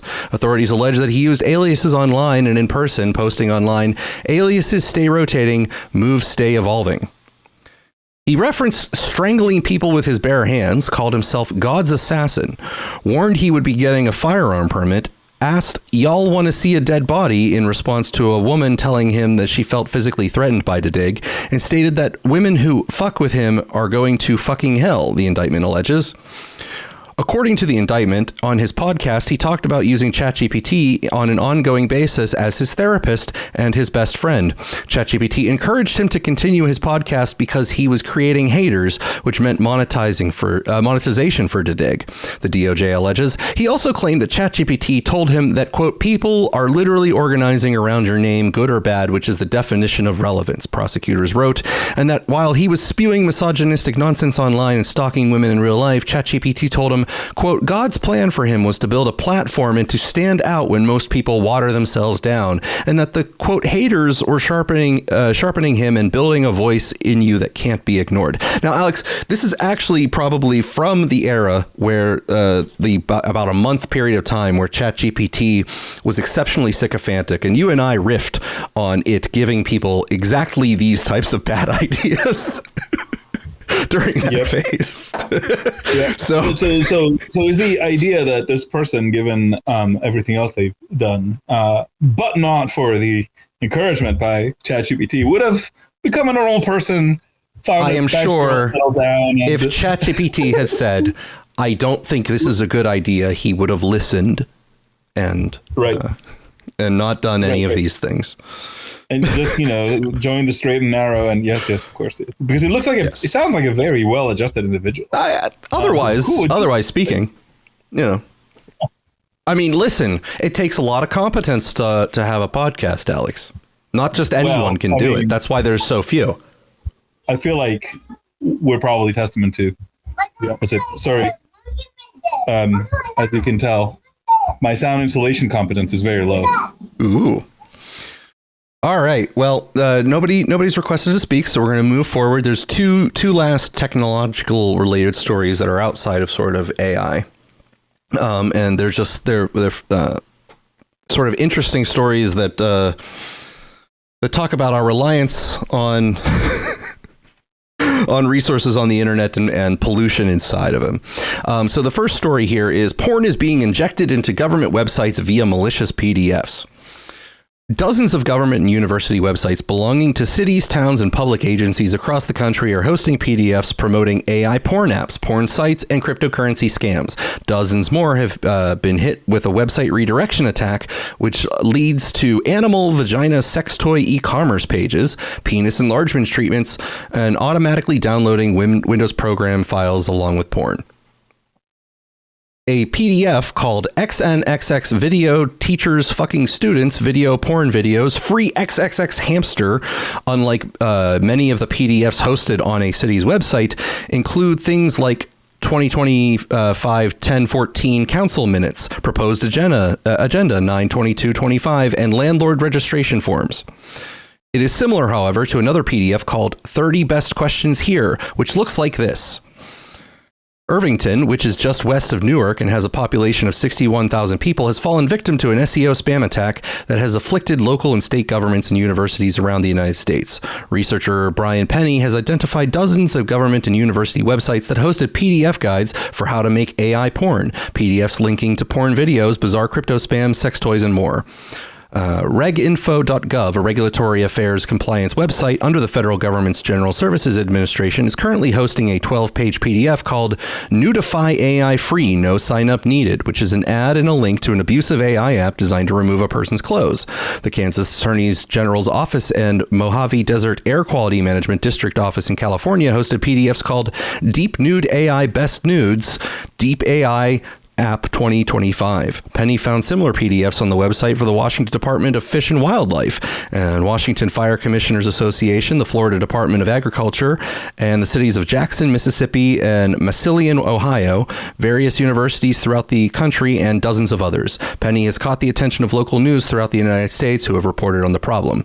The issues appear to be stemming from websites that allow people to upload their PDFs, which then sit on the government websites. Because they are loaded with keywords for widely searched terms that exist on government and university websites with high search authority, Google and other search engines begin to surface them. In the last week or so, many but not all of the PDFs Penny has discovered have been deleted by local governments and universities. But cities seem like they are having more trouble cleaning up another attack, which is redirecting traffic from government URLs to porn, e-commerce, and spam sites. In an attack that seems similar to what we reported in June, various government websites are somehow being used to maliciously send traffic elsewhere. For example, the New York State Museum's online exhibit for something called The Family Room now has at least 11 links to different types of realistic animal vagina pocket masturbators, which include zebra animal vagina pussy male masturbation cup, pocket realistic silicone penis sex toy for $27.99, and must-have horse pussy torso buttocks male masturbator fantasy realistic animal pussy sex doll. Links Penny found on the Knoxville, Tennessee site for permitting inspections first go to a page that looks like a government site for hosting files, then redirects to a page for selling penis growth supplements, and features erect penises, human penises, blowjobs, men masturbating, and Dr. Oz's face, just to make the situation even worse. So, okay, so Alex, did the owners of these websites, the maintainers, learn anything about allowing random uploads to their websites? Sorry, Gator, I skipped this entire section. It sounded like the meta tags that they used to put on websites back in the day. Yes. Like, just a long list of keywords that might rank you somewhere. Yes. I feel I've been ranked on all the wrong lists right now. Like at the same time. Now, this last story, Alex, before we move on, this last story is something where I might actually owe Jan LeCun an apology. Oh. Okay. Well, previously, I explained, now, so he might have time to receive it. Well, I complained a couple weeks ago, or I explained that, Meta has a rampant problem with pornography in their advertising, right? That they're advertising AI removal software. They're advertising AI chatbots where they're in the video descriptions actually showing sexual acts being performed. And I commented that Jan LeCun, who was an AI researcher at Meta, and you pointed out was a winner of the Turing Award, which is a highly prestigious AI award for his intellectual contributions to the field, that the company that he works for fails to implement a simple classifier that identifies breasts and other another pornographic material. Okay, if you recall that, me explaining that. But I may owe him an apology because perhaps they didn't attempt to implement a classifier for this very reason here. A developer accidentally found child sexual abuse material in AI data. Google banned him for it. Google suspended a mobile app developer's account after he uploaded AI training data to his Google Drive. Unbeknownst to him, the widely used data set, which is cited in a number of academic papers and distributed via an academic file sharing site, contained child sexual abuse material. The developer reported the data set to a child safety organization, which eventually resulted in the data set's removal, but he claims Google's ban has been devastating. A message from Google said his account, quote, has content that involves a child being sexually abused or exploited. This is a severe violation of Google's policies and might be illegal. The incident shows how AI training data, which is collected by indiscriminately scraping the internet. Might. Go on. Who knows? It's an open question some places, I guess. The incident shows how AI training data, which is collected by indiscriminately scraping the internet, can impact people who use it without realizing it contains illegal images. The incident also shows how hard it is to identify harmful images in training data composed of millions of images, which in this case were only discovered accidentally by a lone developer who tripped Google's automated moderation tools. In October, I wrote about the NudeNet dataset, which contains more than 700,000 images scraped from the internet, and which is used to train AI image classifiers to automatically detect nudity.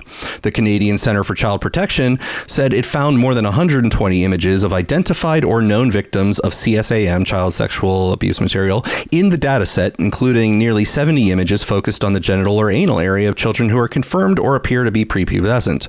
Quote, in some cases, images depicting sexual or abusive acts involving children and teenagers, such as fellatio or penile vaginal penetration. In October, Lloyd Richardson's C3P's director of technology told me that the organization decided to investigate the NudeNet training data after getting a tip from an individual via its cyber tip line that it might contain CSAM. After I published that story, a developer named Mark Russo contacted me to say that he's the individual who tipped C3P, but that he's still suffering the consequences of his discovery. Russo, an independent developer, told me he was working on an on-device not safe for work image detector. The app runs locally and can detect images locally so the content stays private. To benchmark his tool, Russo used NudeNet, a publicly available dataset that is cited in a number of academic papers about content moderation. Russo unzipped the dataset into his Google Drive shortly after his Google account was suspended for inappropriate material. On July 31st, Russo lost access to all the services associated with his Google account, including his Gmail of 14 years, Firebase, the platform that serves as the backend for his apps, AdMob, the mobile app monetization platform, and Google Cloud.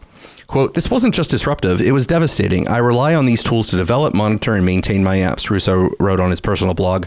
With no access, I'm flying blind. So, Alex, that's possibly why Jan LeCun, at his time during Meta, didn't push to have them implement any classifiers to detect pornography in their ads, because if they did, they might have run afoul of this. I mean, how would you train it unless you were going to take this risk? You joke, but I did hear that Meta is moving all their internal collaboration to Google. So, that could be technically true. I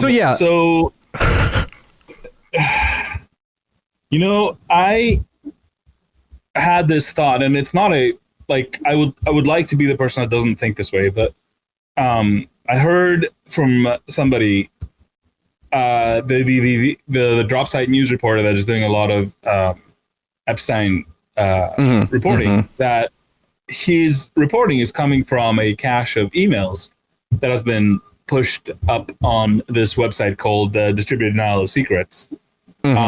Which is like a new kind of like a new gen WikiLeaks style thing. Okay. And apparently the cache of emails were just put up there, and just nobody, like, they just went and got it and started reporting on it, because apparently it wasn't even like just released. It had been up there for a little bit, but nobody did anything with it.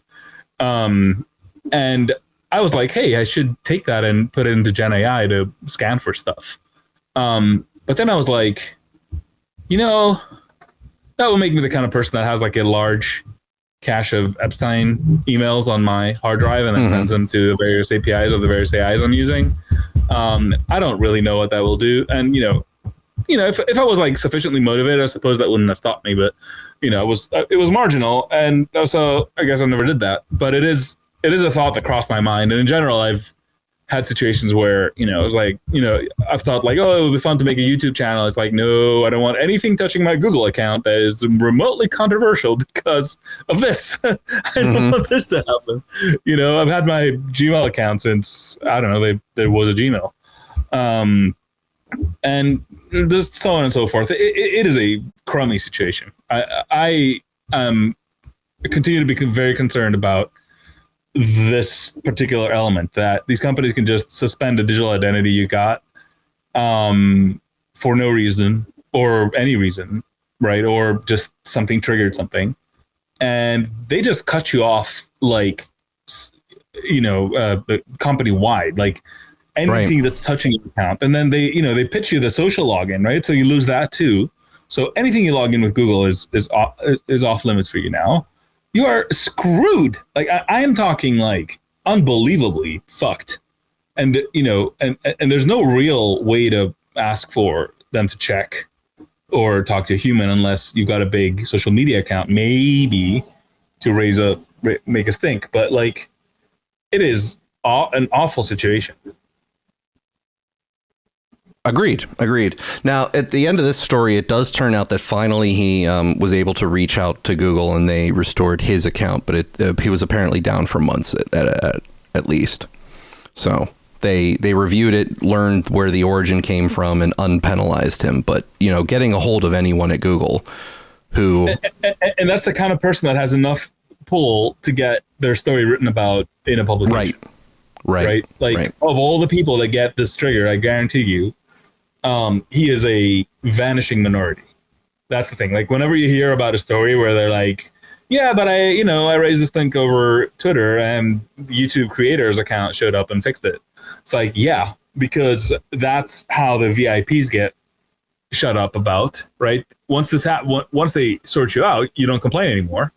But how about all the thousands and thousands and thousands of other people who have the same thing happen to them, but no platform? Right. Well, we're going to move on, and soon we're coming up to your topic, Alex, so don't worry. Now, Alex... I was worried we haven't gone into AI much this episode, so I thought it would add something, Hey, we had like half of the segment from last week that we had to roll up into the segment from this week, so we had to double up on the AI dystopia stuff, just so that everyone makes sure that they understand that there's some traces of it. Now, Alex, when did you... first come over to the U.S. To live? We moved in 2015. Okay, so you're not familiar with some of the infomercials that populated the U.S. airwaves in the early 2000 era. Is that safe to say? Yeah. Oh, you are? No, you see, you have to understand what Americans don't understand about people. In other countries, especially like in like a Merosphere, let's call it, is the Rammstein song called "We're All Living in America." In a very real way. Our culture gets exported really to you, whether you like it or not. Yes, exactly. Okay, so then you're familiar with the sham wow guy. Is that a no? Correct Okay, statement? That particular one did not percolate. What is it? Okay. All right. The sham wow guy. I'm going to briefly play the small, very short infomercials that the sham wow guy had become famous for in the early 2000s. Hi, it's Vince with Sham Wow. You'll be saying wow every time you use this towel. It's like a chamois, it's like a towel, it's like a sponge. A regular towel doesn't work wet. This works wet or dry. This is for the house, the car, the boat, the RV. Sham Wow holds 20 times its weight in liquid. Look at this. It just does the work. Why do you want to work twice as hard? Doesn't trip, doesn't make a mess. Wring it out, you wash it in the washing machine. Made in Germany. You know the Germans always make good stuff. You can cut it in half, use one as a bath mat, drain your dishes with the other one. use one as a towel. Olympic divers, they use it as a towel. Look at that, completely dry. Put a wet sweater, roll it up, it dries your sweaters. Here's some cola. Wine, coffee, cola, pet stains. Not only is the damage going to be on top, there's your mildew. That is going to smell. You see that? The most, we're going to do this in real time. Look at this. Put on the spill, turn it over. Without even putting any pressure, 50% of the cola right there. You follow me, camera guy? The other 50%, the color starts to come up. So now there was something about this guy doing this advertisement, this very short infomercial for this ShamWow product that people sort of liked. The little thing he says there, you follow in this camera guy, he had a little bit of an attitude about him. People sort of liked him, and so he got more famous for these infomercials, and even had other products that people were hiring him to hawk. Hi, it's Fitz with Slap Chop. You're going to be in a great mood all day because you're going to be slapping your troubles away with a slap chop. Now look, here's a potato. One slap, you got big chunks for stews. 2 slaps, home fries in a second. And look at this, but you add a mushroom, the more you do it, the finer it gets. You don't have to switch any grades. Now, you love salad, you hate making it. You know you hate making salads. That's why you don't have any salad in your diet. Watch this, 1 slap, salad. So he became sort of a common household, recognizable persona just for these infomercials. Now, you might not get it, and that's fine, Alex. It was you had to be there at the time sort of thing. The ShamWow guy, everyone knew him. And the ShamWow guy's popularity came to sort of an apex in 2009 when, according to The Smoking Gun, on March 27th, 2009, The Smoking Gun was a website that dealt with celebrities and police interactions. Meet Vince Shlomi. He's probably better known to you as the ShamWow guy, the ubiquitous television pitchman who has been phenomenally successful peddling absorbent towels and food choppers. Shlomi, 44, was arrested last month on a felony battery charge following a violent confrontation with a prostitute in South Beach hotel room. According to an arrest affidavit, Shlomi met Sasha Harris, 26, at a Miami Beach nightclub on February 7th and subsequently retired with her to his $750 room at the lavish Sete Hotel. Shlomi told cops he paid Harris about $1,000 in cash after she propositioned him for straight sex.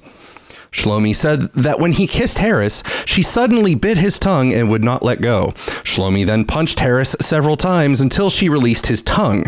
The affidavit, a copy of which you'll find here, notes that during the 4 a.m. fight, Harris sustained facial fractures and lacerations all over her face.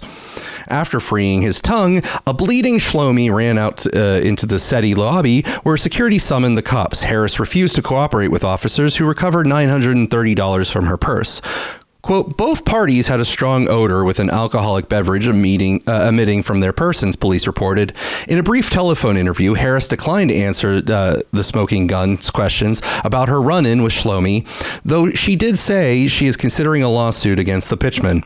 Asked if she worked as a hooker, Harris declined to comment. Now, we have lost Alex, it appears, but I am going to continue this story because that, if Alex does return at any point, that was where the ShamWow guy's story had originally apexed, but as we have in this modern era, people do make a comeback, and they all seemingly make a comeback in the same direction. As of this week, the ShamWow guy is running for Congress in Texas. NBC News. The ShamWow guy is running for Congress and is looking for a to wipe the floor with the competition. Alex, I'm going to re-invite you back up here to co-host.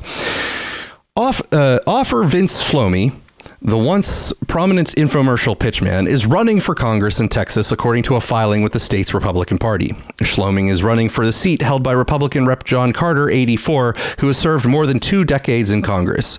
Carter announced earlier this month that he'd run for re-election, so Shlomi has an uphill battle against the entrenched incumbent.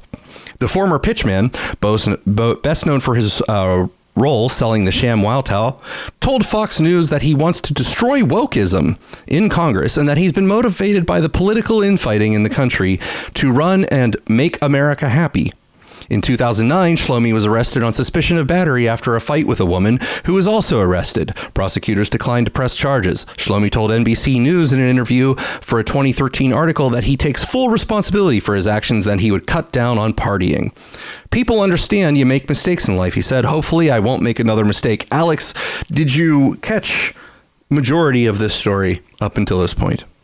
No. AI Dystopia, I guess the non-existent co-pilot all right. chose to click my browser, which is a quite involved story. They're started again.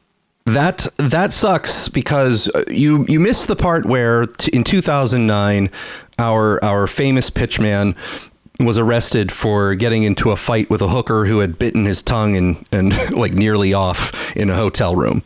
And that story was sort of where his fame ended in 2009 till now, where he is running for Congress in order to fight wokeism. I mean, I feel like if a man can't get in a fight with a hooker, what kind of world are we living in? So you're just going to allow them to attack you, right? You're not allowed self-defense against a hooker. I mean, I don't know, something wokeness, I think. Back in the day, this wouldn't be, I don't know. Well, so Vince Shlomi, who called himself Vince Offer in his promos, is now running for Congress, but he is not the only infomercial person running this season. Did you know that? It can't be Billy Mays. He's dead. So R.I.P. Well, R.I.P. Wait, there's more. Looks like you've been sleeping well. Megan, he's back. The My Pillow guy. And you're looking good. Still feeling good. Well, just when you thought it couldn't get any better, as the next governor of Minnesota, I will stand for your rights. Together, we will restore respect for law and order. If you are here illegally, now's the time to leave, or you're going to be sent back where you came from. So there you go, Alex. Mike Lindell. Who said the Republicans are not for diversity, equity, and inclusion? Mike Lindell. After RFK broke the wall, I think the vocally challenged are running for Congress with both feet.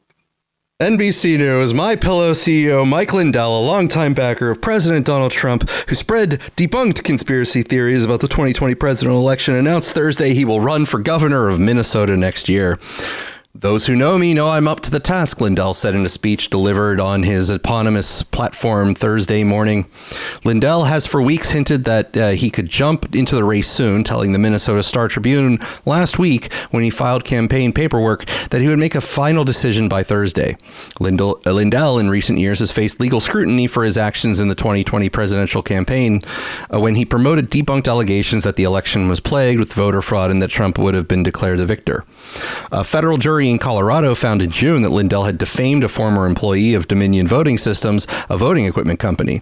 Dominion and Smartmatic, with another voting system company, have accused Lindell of defamation in two separate lawsuits. Lindell is joining a crowded field running for the Republican nomination for governor. Already a State House Speaker Lisa Desmuth, Minneapolis Attorney Chris Madel, Republican State Rep Kristen Robbins, and Scott Jensen, a 2022 GOP nominee, have launched campaigns. So if we can get a couple more, telemarketers on here, the infomercial people to run as Republicans to fight wokeness, I think we have a good chance here. Alex. Yeah, I mean, the standard is really dropping. After all they couldn't find another Nancy Pelosi. I had to fall all the way to Mike Lindell. Come on. Yeah, I don't know. Yeah, it's like, it's terrible. But I was talking to a friend of mine from Greece, and he's like, "Didn't you support Trump this last election?" And I guess I might have said like that. If I voted, I probably would have voted for him. And I'm like, well, look, I mean, I want you to stop what you're doing right now and go and load up Kamala talking about AI, right? And I literally forced him to do this. So I was like, look, this was the alternative. Like, her opinion on Ukraine was Russia is a big country, Ukraine is a little country, and the big country is attacking the little. Like, yeah, I'm sorry. Like, I'm willing to go quite far to avoid this. But it's not. If the connection to this story isn't obvious, we've had a very long string of people who could not possibly know what they're talking about, when they're voting on like defense bills or geopolitics or some arcane piece of administrative state apparatus or other, or a budget, right? Be elected as politicians. I think this is another, I guess, episode in the same chain, but the chain, I mean, you do know that the current president became famous as part of a reality show. So no. Yes. What? You're fired. Anyway, so yeah, no, I don't.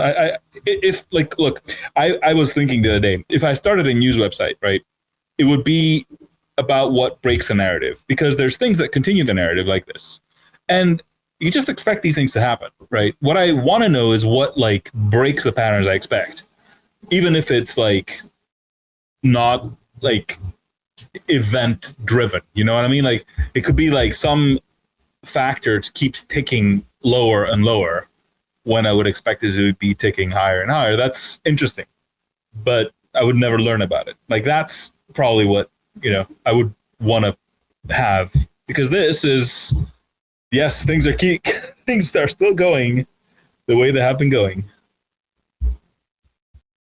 Well, I'm just buy grateful. while supplies last. I'm just grateful that the ShamWow guy is back in my life, because I did miss him to some degree. Are you considering moving to Texas to vote for him? No, I'm not. I honestly will say I'm not. Okay. I'm gonna root from the sidelines. How happy could you possibly be? All right. Now we are going to move on to your topic this week, Alex, the one you asked me to include, and I'm going to call this project here the hypercloud. How do you feel about that? Yeah, it's like when when they named cloud computing, it sounded like, oh, come on now, like that's like to, I don't know, having the clouds, I suppose. But then again, they didn't think about data centers in orbit. That's why. So I'm gonna play part of this video, or this audio/video from Y Combinator, talking about one of their investments in a project that is, I guess, at the front of this idea. This moment right here, Star Cloud 1, separation confirmed, could represent the birth of an entirely new industry, data centers in space. The problem is that data centers take up a ton of space and they need a huge amount of energy. Enter Star Cloud. This is the beginning of a future where most new data centers are being built in space. They're starting small, but the goal is to build massive orbital data centers that will make computing more efficient and less of a burden on the limited resources down here on Earth. I can see why it seems like a long shot to some people. To me, though, the reason for doing this is that the potential impact is absolutely massive. So even if you think there's a small percentage chance of it working, then it's worth taking this kind of risk.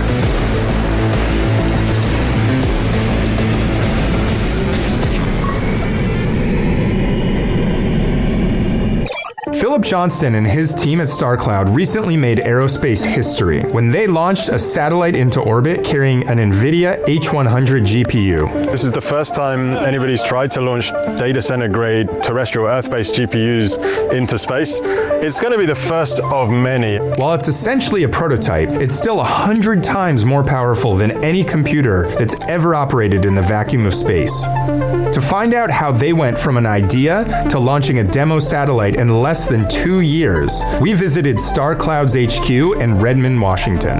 Tell us about what StarCloud is working on. We are building data centers in space, initially to provide GPU compute to other satellites, and then later to compete on energy cost even with terrestrial data centers. StarCloud's goal is to build the world's first orbital data centers, massive GPU clusters powered by constant solar energy to run AI compute at scale. Operating in a sun-synchronous orbit, they'll draw uninterrupted sunlight for energy, radiate heat into deep space, and run with zero fresh water, and much lower carbon emissions than data centers down here on Earth. By taking the cloud off Earth, StarCloud can scale almost indefinitely, free from land, grid, and cooling limitations, and ultimately compete with the cost of the largest terrestrial data centers.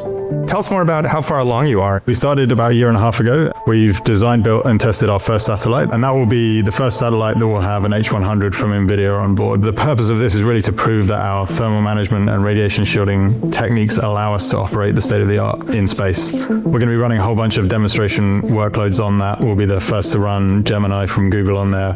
We'll be the first to do fine-tuning of model and training a model in space. Why data centers in space? It seems like people are still struggling to get the compute that we need here, building them on Earth. Like, why is space going to be the next frontier for that? Yeah, so we see a world where almost all data centers, anything that doesn't require very low latency, is operating in space, purely because of the constraints we're facing on energy terrestrially. And so we're building with a vision to build extremely large, full 40 megawatt data centers. It's about 100 tons. It's what you can fit in one full Starship Halo bay. And if this works, what does the world look like? It takes a huge burden off the grid on Earth, both the grid and the water supply. The way that data centers on Earth keep cool is essentially they evaporate lots of fresh water.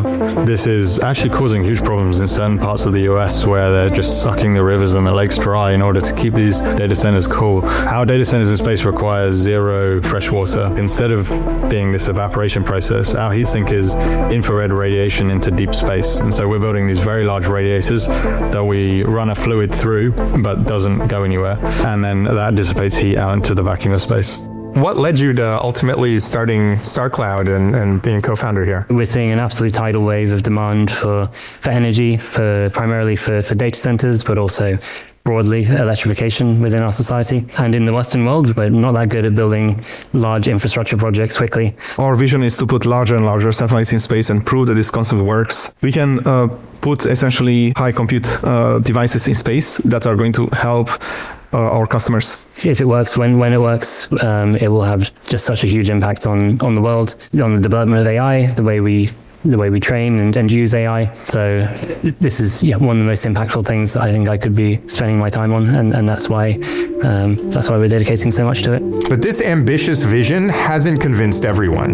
The concept of data centers in space has raised eyebrows and sparked plenty of heated debate online. I want you to react to Andrew McCallop's viral post. I was wondering if there were any key points in here that you think were easily debunked. The criticism usually is, in order to dissipate that heat, you need a large surface area, and they think for some reason that that's super impractical. And my co-founder Ezra has a PhD in engineering, spent 10 years designing and building large deployable structures, solar panels and radiators. You just have to build a large surface area, and that's what we're doing. So half our engineering team is building a very large, low-cost and low-mass deployable radiator. So that is the core IP of our company. Is it fuel for motivation for you now? Oh, 100%. You guys are trying to pull off a very difficult business here and a very difficult idea that hasn't been done before. Yeah, I mean, I have to say I was very inspired by a talk that Sam Altman gave about maybe 8 or 9 years ago. And he said something like, it's easier to build a hard company than it is to build an easy company. There's one hard thing, which is, can we operate data centers in space cheaply? If we can do that, everything else is easier. Hiring amazing people is easier. Getting people to write about us is easier. Even fundraising is easier. It's an unintuitive fact. Yeah, it seems like you are opting for the path that has very high technical risk, that you can pull this off. But if you can pull it off, people will want it. It'll be incredibly valuable. There's very little market risk. All these other factors kind of go away. Taking a step back, you have a pretty uncommon background to start a company like StarCloud. Yeah, that's true. So. All right, Alex, I have your Sundar Pichai clip also here. If you want me to play that first, I can, or if you think we have enough to start. I've sent you a Bezos, a Musk, and a Pichai. Okay. All right. And I don't know if you want to. I would play a little bit of each just to because I think it's important to I'll give you the message ahead of the clips just to drive it home more. But it's. These guys that you quoted are like some startup that's working on something, right? And that's easy to put in a box of like, whatever, moonshot, wild shot, whatever,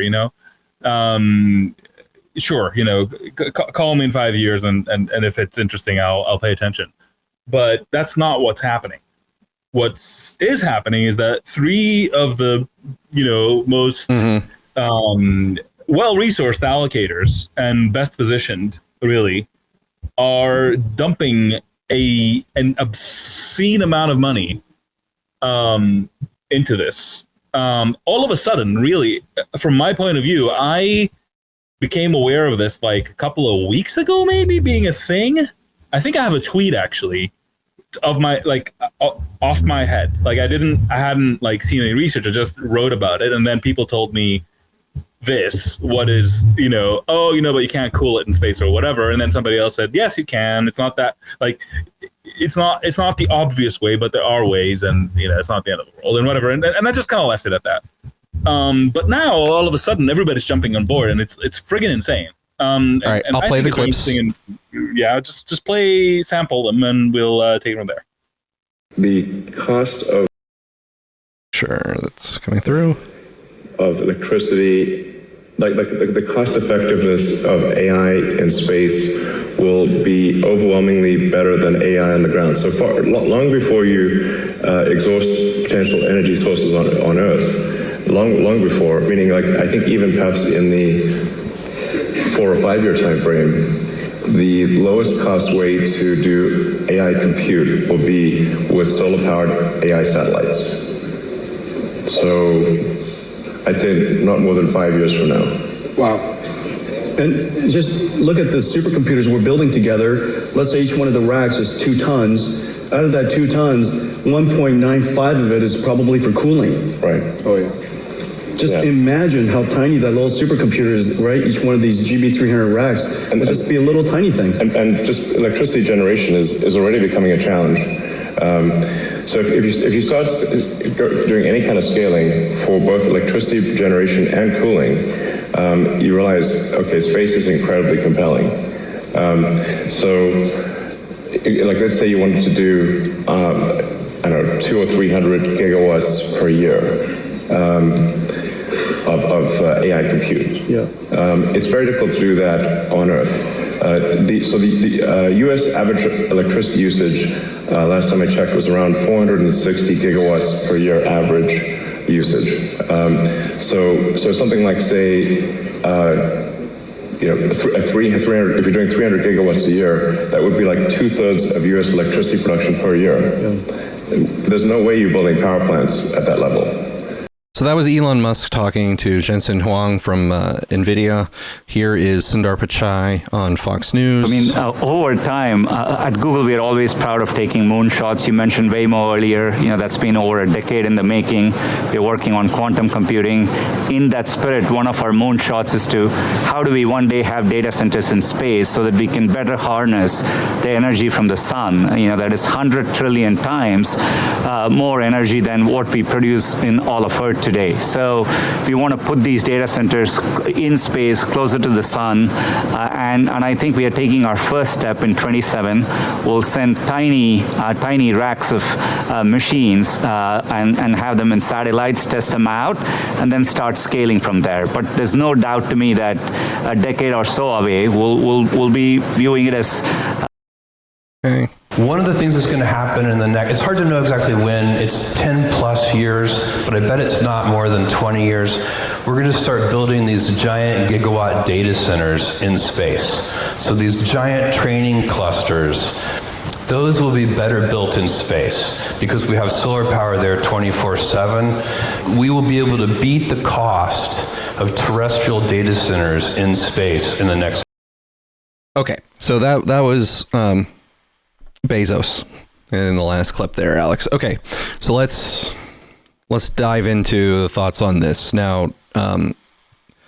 Are you seeing this, all three of these people going in on it as being independently arriving on it, or are you thinking that perhaps they are playing the FOMO game in this sort of new space? I don't think these three things are independent, right? I think an idea can pop up in one of these clusters of brains, right? And the other side could see it and say, that's a good idea, we should do it. Mm-hmm. So it's not like the copying by itself does not discredit the value of the jumping in as a vote of confidence. So let me just put a little bit of prologue on top of this, which is that I've heard from people who listen to our show. Yes, they exist. That one of the most valuable things they get out of it is getting us to explain sort of technology and what's happening in a non gullible but not knowing what's going on kind of way. Right. Excellent. You've hinted while we do it that we lose listeners. That they zone out. Sorry, what? Well, yes, that is true. I'm not perhaps the greatest marketer the world has ever seen. Okay, but you've received positive feedback on our ability to discuss these things and lay them out. All right. So I thought this is just hit my radar, but not so much hit my radar as like smashed into my windscreen while I was watching a video by a friend of mine called The Limiting Factor on YouTube. He was exploring Elon's assertion that he wants to build a gigawatt data center. And he kind of threw this almost as an appendix, but the way he had done it felt to me like he himself realized as he was doing this series that like, oh shit, like, he started it out as okay, let's pencil this out, like what you're going to need. And then, I guess he started running into these like statements here and there. And then he was like, I started this as a 3-part series, but I think this is going to be a much longer sequence of videos. Because we just hit in the mother load here, right? Like everybody's activating at roughly the same time. We should tell our listeners, like, this is something, all these 3 statements we played are within weeks of each other. We didn't like go and dig something that Bezos said in 2020 and something that Pichai said in, 22. This is like this season, like this is from October to November. Maybe one of them is in September, but like that's the scope. So, and I also thought it was very interesting to bring up and sort of inform our listeners about, because this is the sort of thing that sounds ridiculous, honestly. Like, I mean, come on, like, what, you're gonna put a data center in space? Like, it's already fucking complicated to do on Earth. Well, let me give you my initial thoughts here, and let me preface this by I have not delved into this. So we are talking. Were you aware of this before I brought it up? Vaguely aware of it, not to the point where I had been even had watched clips that I had procured for this yet, or read any stories about it. So I was vaguely familiar with the idea in the atmosphere, but I did not really give it much of my brain power. So these thoughts are, let's say, under 24 hours of percolation here. My initial thoughts here are that, one, such data centers with the current abilities that we have are only going to be usable for long-running tasks. They are not going to be usable for real-time activity. So they're not going to be able to be the data centers that people are using in their immediate ChatGPT type interactivity. We're not going to be using them to crunch numbers on processing LLMs or other types of real-time activity, because the volumes are just too high to have that type of throughput connecting to these satellites. So they're going to have to be. How familiar are you with Starlink? Vaguely, but I mean we're talking about a dispersed network of satellites that are able to distribute different loads at different times, as opposed to central hubs that have one main connector. I mean, but maybe I'm wrong on this. Okay, but these are just my initial thoughts. I think you are, but it's a great intro, because I would think exactly the things that you're thinking. But this is why it's a great topic to get into, because it's extremely counterintuitive. So, for example, most people don't know that most of the satellites around Earth right now, and I mean 80% of them are Starlink. right? Like it is, I don't know, like in the tens of thousands of satellites is what Starlink is. Oh man, I should have checked this. I think, but it is very, very many satellites, and definitely the majority of satellites is specifically Starlink. And the thing with having satellites form a network is that they talk to each other through lasers in the vacuum. Right, because that you're going to have line of sight much more easily with that, which means that light sources are going to be your best mechanism of communication. You're literally communicating at the speed of light, right? It is unfathomably fast to cross the gap. Even though your intuition is, I'm transferring information from the one side of the Earth to the other, but the slow node is going from the satellite to the Earth. I think if Nathan was here, he could have told us a little bit more. So that's one counterintuitive thing, right? These things can communicate to each other really, really quickly. The other counterintuitive thing is that they're in space, which means that if you set it on a sun synchronous orbit, you have continuous access to a wireless fusion reactor, which you can receive power from with an antenna we call a solar panel. And the continuous element is important because that means you don't need batteries, right? You don't need to put up like a ton of batteries because you can make sure to like roughly always be in view of the sun. Okay, and then also the sun does not have to go through the atmosphere, which makes it 30% stronger in terms of the power that's delivered. There's no dust. Well, I suppose there's space debris, but that's a different problem. There's no a lot of the issues with solar power kind of go away in space, which is weird, but there we are. So you basically have continuous power. Okay, you have superior connectivity, and like they said, a lot of what goes into a data center right now is cooling, which is not. Again, it's not solvable in the obvious way, right? Just putting something in space does not cool it, which is fascinating. But if you put something in space and have a large surface area, you cool it because there's three ways to cool things: conduction, convection, and radiation. I think. Don't quote me. But the point is, like, there's no air in space, so there's no air that can carry off the heat by sort of blowing on it. Like, you can't really put a cooler fan on your thing because there's no air to blow. But you can radiate it off, which is why you need a large surface.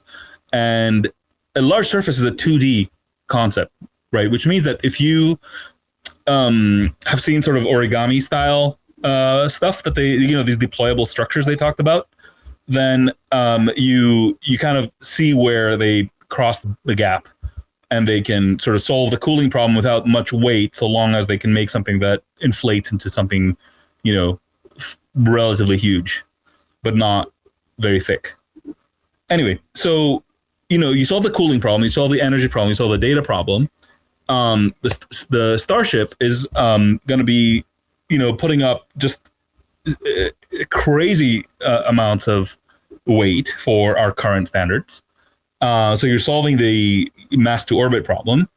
And before you know it, the people that were pissed off because the data centers are taking power off the grid and they're using all our water and yada, yada, are going to be like, the oligarchs are putting the data centers in space to evade the powers of governments. And it's like, okay, would you like it on Earth? It's like, no, we don't. There's going to be a whole new things that people are complaining about.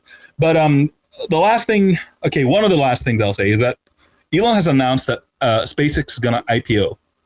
Had you heard this? I heard rumors, but I didn't. Yeah, so this has been rumored for a long time, but Elon has confirmed this now, and it is going to IPO on the back of this. IPO just in case some aren't familiar with the term. That is the initial public offering. That is when a company turns its stock into public owned stock so that you can purchase it over the market, just like NASDAQ or the Dow Jones. Yeah. So basically, after what Elon has gone through with Tesla, he had basically sworn off IPOing SpaceX. He's kept it private. It's probably the largest private company in the world right now. And he kind of said, like, I don't care. I'm not going to do it. I think he hadn't like ruled it out per se, but he was being very non-committal about it. Let's put it that way. I think they had floated IPOing Starlink as a like sort of breaking it out and IPOing it or something like that. But they were very sort of not enthusiastic about IPOing SpaceX. And Elon feels compelled enough about this particular topic that we didn't know was a thing until 5 minutes ago, that he's willing to reverse himself on that topic, IPOing SpaceX, right? So SpaceX, I've heard two numbers for the value that it's going to be recognized at if it IPOs. The one number is $800 billion. The other one is 1.5 trillion, right? So that is range of two. That is actually a good lead into my other thought. And again, this is 24 hours of percolation. So, if this winds up not being the richest man in the world has a money problem and he wants to get more of it. Well, sorry. I'm thinking about correctly? It's a little bit more. Let's call it pessimistic or related to the AI scene as we see it. So whether, the term that people are using right now is AI bubble. And I'm not necessarily against that idea or terminology, and I'm not necessarily a major proponent of it, but there is a common understanding, I believe, that is grounded in reality, which is that we are expanding our capabilities technologically before we are grounded in profitability with those technologies. Would you agree with that statement? Yeah, every technology startup does this all the time. This is like literally the but we are segmenting a large portion of what we believe is our modern economy on a portion that is yet to find its profitability equilibrium. Investment is by definition the speculation on future profits. If you're not speculating on future, if you're looking for a business to invest in that has guaranteed profits, you're a bank giving a loan. You don't get equity for that. You get you get interest, right? Well, this is like a big distinction. But you would agree that is pretty much the most expansive part of the economy is all people rushing to do this work without having a stable core profitability location. I think this is what stock markets are for. I'm not saying this is a negative. I'm not saying that this is a negative practice. I'm not saying that in the end I'm not. Sure. Okay. No, everything has a trade-off here, and short-term excesses means that some of these companies that are seemingly the biggest and baddest could plummet overnight. That doesn't mean that the technology they've invested in, won't be sold off, liquidated, and repurposed. It doesn't mean that future people who are benefiting off of the work that was done here won't be able to find profitable things. It doesn't mean that the technology doesn't have profitable value. I'm just saying that the certain enthusiasm in all of these companies is done before the idea of profitability. Okay, it is more about. I'm just having a very hard time processing what you're saying, because this is literally like, I've seen this happen with Apple, okay, with the iPhone. I've seen this happen with Amazon. I've seen this happen with Google. I've seen this happen with Facebook. I've seen this happen with Tesla. I've seen this, like, this is how it works. There is no other way. This is like, you are 100% correct. What you're saying is not incorrect. It's just not new. That's what I'm saying. I'm not really saying it's new. I'm just talking about the situation as it is. Okay. Now, would you also agree that there is now somewhat of a crowding out of novel investment opportunities in that area that seem to be exciting people outside of the current zone that has occurred, that everyone is trying to rush into the AI game? The investment opportunities are sort of depleting because everyone's already been now invested in. Do you remember when everybody was rushing into mobile? Okay. it's one of the previous investment waves, right? Mobile. What's mobile now, right? It's nothing. It's everything.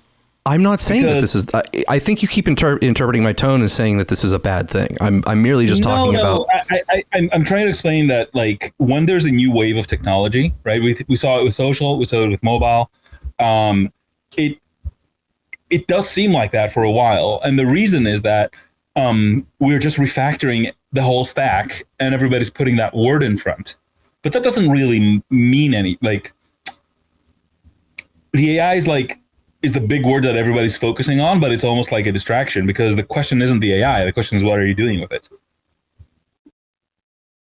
Right, but we're expanding these data centers. We're buying faster and faster AI models, but the core actual adoption of them for their abilities and their possible economic benefit is much slower on the back end.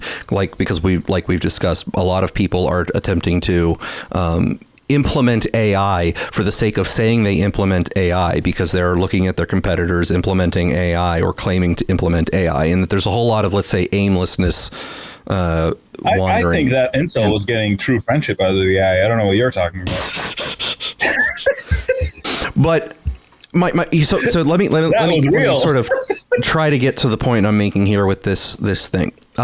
So we are on top of the demand for compute that I believe is disconnected at the moment from actual profitability standpoints. We are potentially rushing to a situation where we will have a downturn and then we will have an excess of compute, and that things will then have to be sold at the compute will actually have to be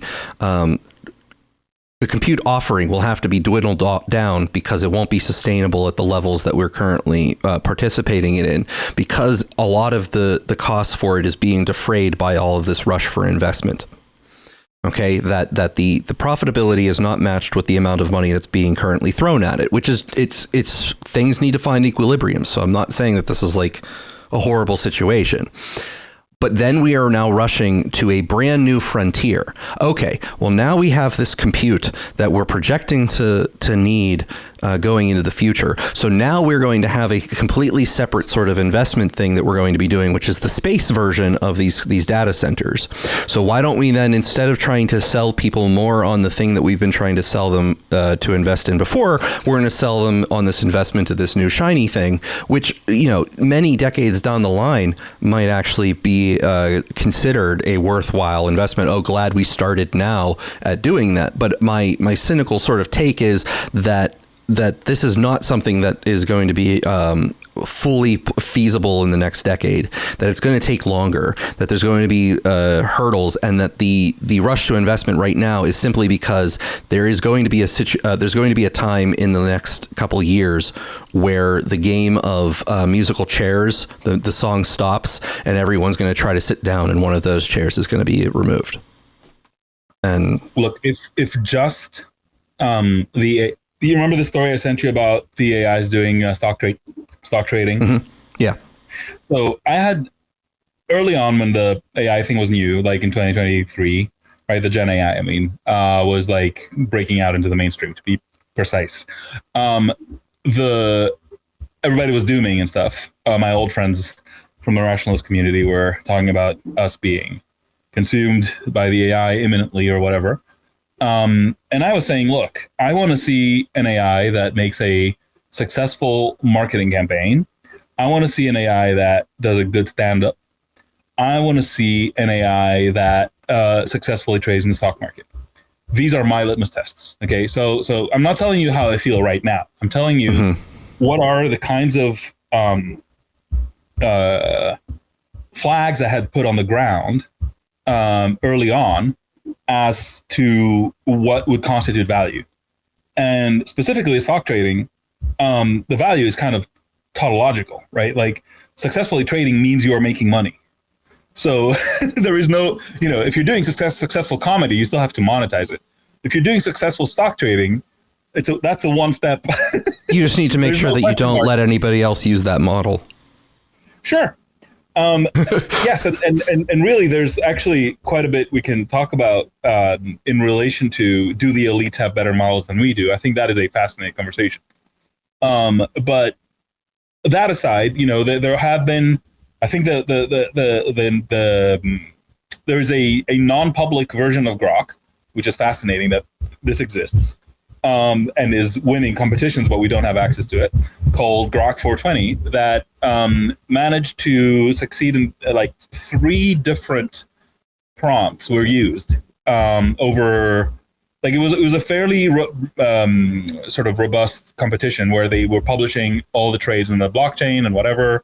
You could follow to arbitrary amounts of detail, and it managed to turn a profit on all 3 different modes, which means that we don't even know what the best mode is, right? So the next thing is, I expect that now, it will be integrated in stock trading. And it's about who uses it best or who combines it with whatever else. But like now the next baseline is that, right? So once you're at that level where you can, do the stock trading part, I don't think profitability is an issue, right? You have broken through and have, people were thinking that maybe it will be the paperwork that gets replaced first. And if the cop story from before is true, that could be an outcome, but it may be this sort of thing that is in trouble, the stock trader or whatever, unless you have something to bring to the table, like your baseline Gen AI is now the new index fund or something like that. So I don't know. I find it very hard to get in a position where we're saying like, does the thing have legs? Because this very moment, if you can hear my printer in the background, I'm doing work that would take at least a team of 10. I'm doing it by myself, just chilling and talking to a computer. This is actually this is real. It's happening right now to me. So I realize not everybody's here, right? But a lot of the stories we are talking about have to do with adoption, right? They are part of adoption. And yes, they are humorously chosen and some of the wildest shit imaginable, but you don't get that without adoption. So the adoption is real. The revenue is real. You're saying profits, are they happening? I think the stock trading example is something that you should put aside and think through what it means for profitability. But I will say that when a technology is growing, you don't want to be profitable. Why would you want to be profitable? If you can take $1 and put it back into your engine and get $3 of revenue out, why would you want to recognize a profit just to have a profit? To do what with? Right? You want to be, if your engine is revving, if you got a flywheel basically that accelerates, the more money you put into it, it goes faster and faster. And you have good evidence that you can turn that. Like if you did choose to turn a profit, you could. Why would you? You see what I mean? You only do stop when the engine stops working. When it stops accelerating as much. To show profitability, quote unquote. Anyway, I realize that a lot of what I'm saying sounds alien, and I realize I'm doing the equivalent of shop talk, right? This is my job, has been my job, starting startups and talking about capital allocation and stuff like that. So I may be adopting a register of speech that is not my usual, because I guess I know what I'm talking about here, and most other places if you're, I mean, listen, there may be certain things that I'm not considering that change my perspective, or you're misinterpreting what my full perspective might be. But no, I appreciate these conversations, and I do realize that we are both sort of voicing a niche in a way, right? Like if you did not say the negative things, I would have to say them, but you do, so I don't have to. and I feel like it probably goes the other way too.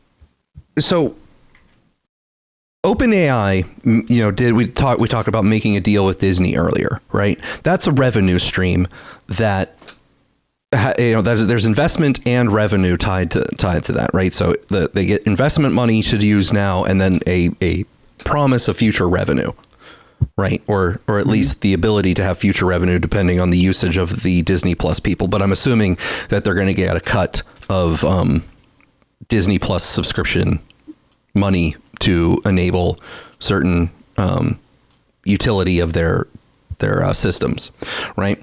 But if everyone is operating in this space when it comes to the usage of their technology and the compute as all loss leaders require there to be something that is profitable on the other side. And the profitability does matter, not strictly speaking from like a balance sheet standpoint. It actually is the thing that in the long run allows you to continue to operate as a business. And you know, that phrasing might sound condescending. It's not intending to be, but it's just creating the point that you have people currently investing because there is enough liquidity in the system to allow people to invest. There are few things other than this space that people think is investment worthy, right? The AI flash in the pan buzzword lingo it gives people a target. So they just like I was saying, businesses are trying to adopt AI and they have absolutely no idea what they're doing. There's investment dollars that are trying to chase AI investment with no idea what they're doing. And there are some major players who do know aspects of what they're doing, yet none of them at the moment are purely profitable on the activity that they are engaging in. Well, okay. So you need to differentiate. If we want to continue the profitability question, you need to distinguish two kinds of profitability. Okay, there is unit volume profitability, right? Like, is my one query that I send to OpenAI profitable for them? Right. I pay them $200 a month per transaction margin. Yeah. Yeah. And that is very difficult to ascertain. Sure. Because the question is what goes on the other side of the ledger, right? Like what counts as cost to that model? Does the compute count? Does the planning for the next data center count? Does the $100 million deal that they had to do to keep some top AI talent count? Is that, where do you, so it gets hairy. Okay. And there is the whole company profitability, right? Which is like, okay, well, if that's hard, right, and different people see it in different ways, and we can't argue about it and whatever. There's before I get to the next part, there's an entire debate, discourse around the amortization periods for AI chips right now, right? So if you look at what Michael Burry is saying and what the people who are disagreeing with him, Michael Burry is one of the Big Short guys. He's he was the one who had lost an eye in that story. He was the person who had a glass eye. Yeah. And he so Burry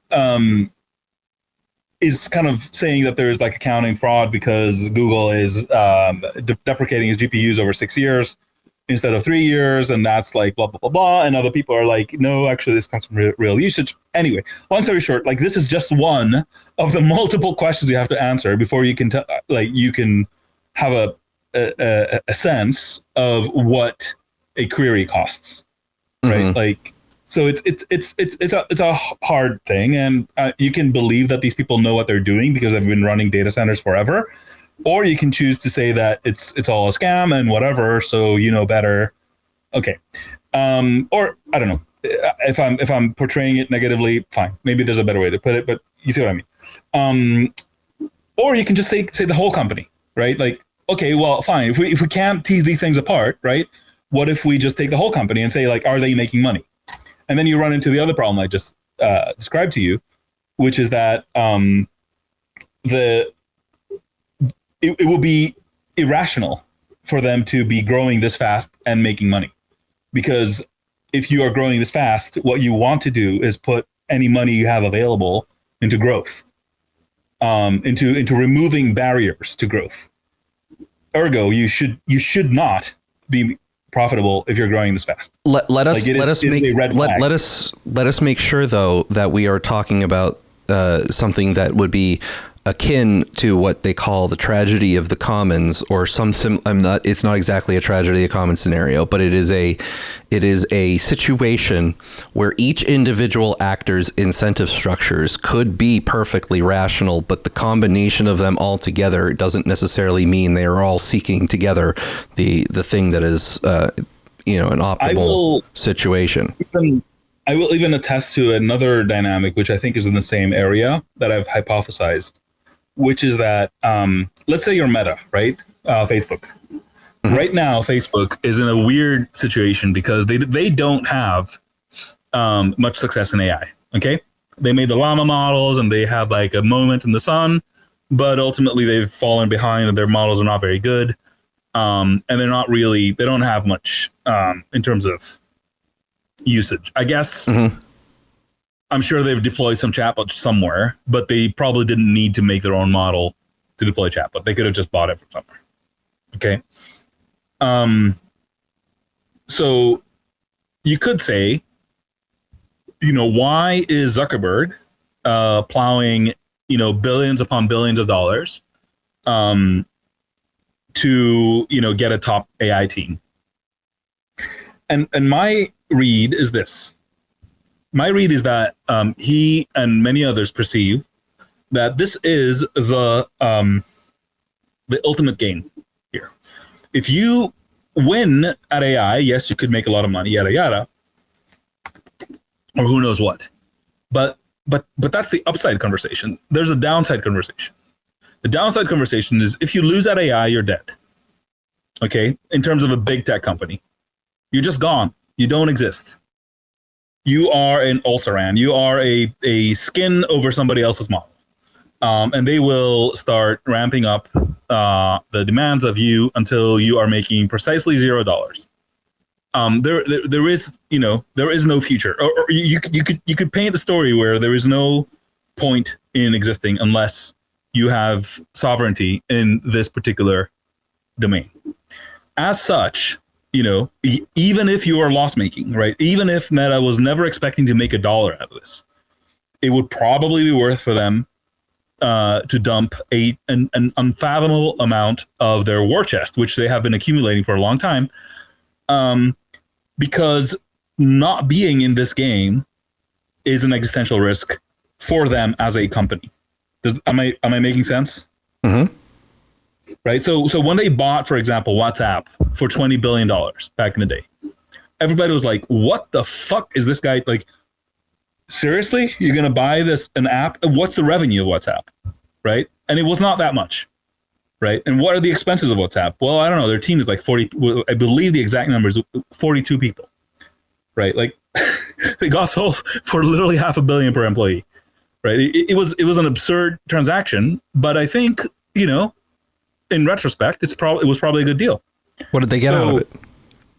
Well, they got the fact that they still have WhatsApp, and WhatsApp is still growing and dominant in many geographies in the world. And does what for them? I don't know. That's an important question, particularly in this context, right? Because if we're going to evaluate whether the investment was worth it, the fact that people use it doesn't necessarily mean that it does anything for them.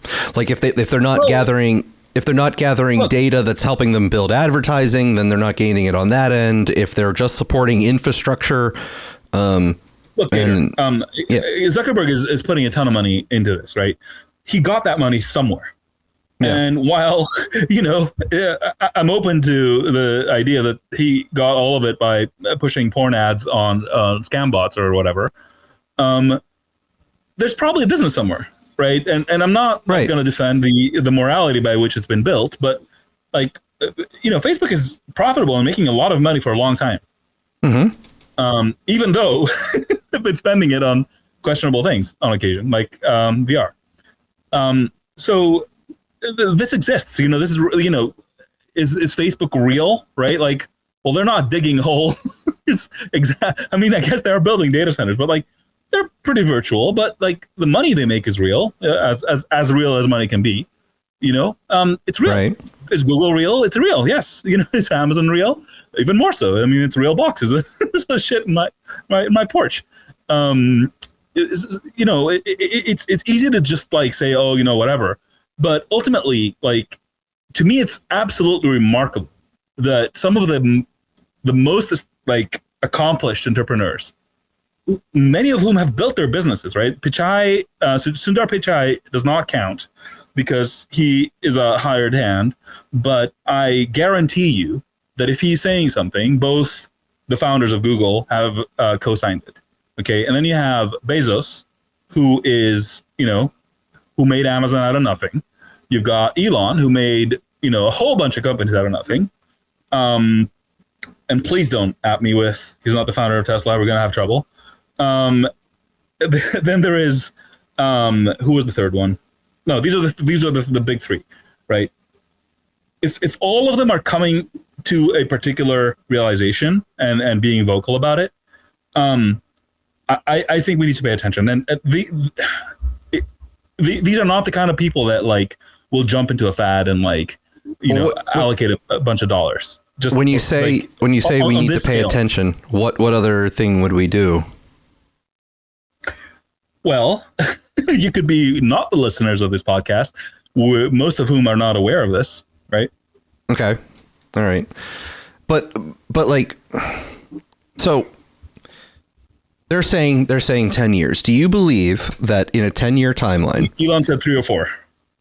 Yes, I do. I don't take it. I mean, we're not on Mars yet, so I'm just going to take what he says with grains of salt when it comes to timelines. Okay. I mean, you even say that you'd be on Mars in 2025. Mm-hmm. Did he promise you'd be on Mars in 2025? He promises me everything, and he just always lets me down. Oh man, you're so disappointed all the time. I am, but I will say, Elon said specifically that they would be effectively scaling the Starlink V3 architecture, right? Mm-hmm. What does this mean? It means that he has a very specific plan to add hardware to their existing launch plan of the new Starlink satellites that would, in effect, turn them into this, right? So we're no longer like sort of wondering what will it look like or whatever, or how would you do it? Like all of these things are already happening. So it is, conceptually, it's completely novel, out of nowhere. What the fuck is this, right? Operationally, it's a minor extension on a pretty absurd roadmap that has been already ongoing for years. Well, that's picking a particular player out of all of he's them, the right? player. Like everybody else, yeah. Sundar Pichai does not have a rocket. So, yeah, it might take him a little longer. Well, so that's what I'm saying. That's what I'm saying. Like I'm if you consider all of the ideas or all of their desired plans being equal, then you can pick the one that you think has the most chance of being done at the lowest cost. Because if you're saying that SpaceX can just, either when they rotate out their satellites, replace them with a satellite that has some, it's sort of doing a distributed computing thing versus the plans where they're building what would effectively be a giant satellite as a single data center with maybe, perhaps replaceable modules. I didn't send you that startups. I didn't send you that startups book, right? You found that, right? Which is fair enough. But I don't. What would the other ones be doing? Launching individual satellites to do a distributed. Bezos does have a. He just landed a rocket recently, so he's like on track to have the capability. And Amazon is talking about they have this oh man, I can't pronounce this. Kuiper belt. But anyway, they've got this kind of competitor to Starlink project in the works. I don't know how far along it. But landing a rocket is a big deal. So I assume that Bezos's plan is roughly the same. Maybe he'll be 5 years behind. I have no idea what Google is planning to do. Elon is not, in general, has not been against launching other people's shit in space. He's probably pretty happy to do it. But, there's always a margin structure that people have to account for. So yeah, the last thing I'll say, just to freak out all of our, billionaire suck people, is that the IPO price for Tesla for SpaceX has been floated as somewhere around 800 billion and 1.5 trillion. And if my memory serves me correctly, that's way too much per share. I can't afford 800 billion. I can't. Yeah. It's going to be more than one share, Gator. Don't. Oh, okay. They're going to cut into little bits. All right. But Elon has maintained about 50% ownership of SpaceX historically. Okay. Its current valuation is at 240, I think, billion or something. So the headline here is, if this goes through, Elon will be overnight the first trillionaire, or like damn close. It will be fucking crazy. He'll go from like quote unquote having, 400 billion to quote unquote having $1 trillion, right? It will, like, whatever craziness is going on around him right now is gonna like 10x. I don't know. You'll have governments showing up from all over the world just trying to take his shit, I think. And it really does tell you why he felt it was essential that he is involved with the US government. It wasn't just because he wanted to get the word Doge as an official. Believe it or not, I think it was Lutnick that named that one. Oh God. Okay. Yeah. Good old Howard. Crazy, huh? Crazy story. No, well, I mean, the meme had come out, and maybe like Elon had like retweeted or something, but Lutnick actually plucked the meme out and said like, hey, why don't we make this real?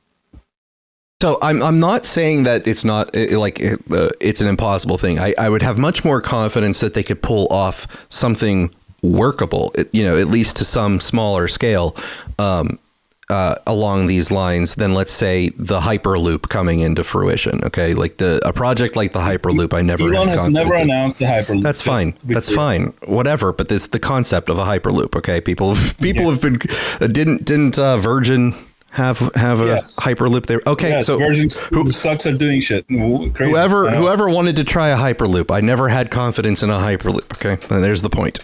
Okay. But this obviously has a lot more believability in its feasibility, not necessarily counting all of the problems that would come up. Like you have cosmic flares to deal with. Okay, like you have your equipment that's exposed to the harsher environment, not protected by the atmosphere, to deal with. Now, obviously, we have satellites that are in space and have these problems, and so there are known concerns and ways of mitigating those problems. But now, if you're attempting to implement a novel solution that maybe doesn't have the same failure allowance, that you need to actually do different things to be able to prevent failures from occurring in those situations, that I'm not able to hypothesize what those might be, or things of that nature. I still think it's a feasible thing to implement. But my central belief at the moment, again, this is 24 hours of percolation on the idea, is that right now we are attempting to continuously promise more expansion in a direction where the equilibrium state has not been found, and that it is still a gold rush period where at some point the game of musical chairs will end, and someone's going to be falling on the floor. Yeah, look, pretty hard. Clear. I don't. There will be adjustments, right? Will all the major players today be around in 10 years? No. Are all the major players in 10 years in existence today? Probably not. Like, I imagine a situation where at some point, while the longest time horizon, we might look back at this era and say all of this was, worth it, and this is when everything changed, which I would pretty much, bet on. But in the middle, there is going to be a period where the stories are going to be how this era failed because of all the investments that wound up not panning out, and the amount of money that was spent on it for there to be a lull in its utility, and a lot of assets being liquidated because they're no longer being used in the compute world. Right. Like, so you see, if you are talking about like individual players running into trouble, I fully am with you. If you are talking about like the entire industry effectively hitting, headwinds, or to the degree where multiple players at the same time are going to have to liquidate. I don't think that's going to happen, or we'll see. Like I currently do not put majority stock in that. Let me put it that. Like, if you tell me, like, is there a 20% chance this will happen? Sure, I could see that. Like, is there a 60% chance? No. That's my sense, right? Subjective. Okay. Yeah. And mine is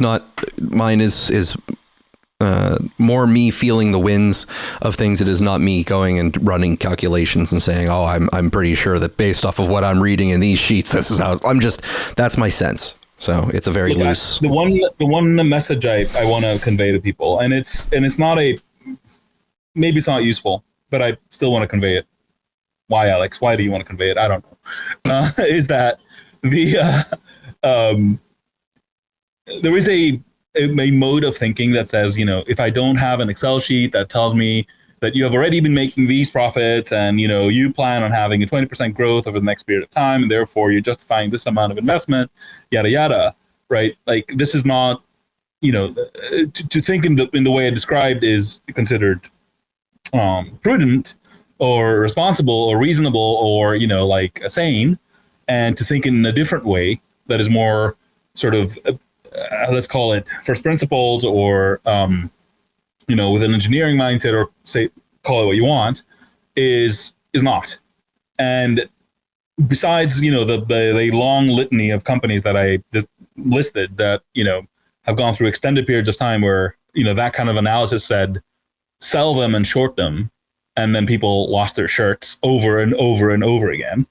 I don't think that holds, basically. I don't think whatever is the reasonable way to think about this, just because Wall Street does it, and that just because, your financial advisor tells you that this is the way to do it, does not necessarily mean that is the correct way to do it. In fact, it has a pretty shitty track record. And again, I'm not saying that the other way is correct. I want to be super. That's why what I'm saying is maybe not super useful. But you see what I mean? It's like I don't know what the correct way to approach this is, but I do know that there is a very loud echo of like, oh, well, these people don't have the traditional metrics, blah blah blah blah, and therefore AI bubble. I would more say that my sentiment comes more from the concern that because if you're thinking about participating in investments, okay, like I said just a few moments ago, I believe we're in an environment where people are attempting to invest in AI without understanding anything about it, just the same way a lot of businesses are trying to integrate AI without understanding anything about it, just because they don't want to. It's the thing to be doing, and there's a point where you will hit the maximum amount of even potential return on your investment. That the investment opportunities will have been crowded out, even though the investment will still keep coming. And I don't want a lot of people necessarily to be caught investing at that peak, even though the promises keep coming about what we're about to be building as the next thing. Yeah, it's just that you probably, presumably look, I'll say this, and maybe we don't have to continue the back and forth, but for every dollar that goes into AI and you can question whether it should, I would also point out every dollar that doesn't and question why that perhaps it shouldn't not. It's easy to like criticize active decisions, and I'm sure a bunch of people are making active decisions for very dumb reasons. But also there's the passive decisions of like, just sitting and waiting and whatever.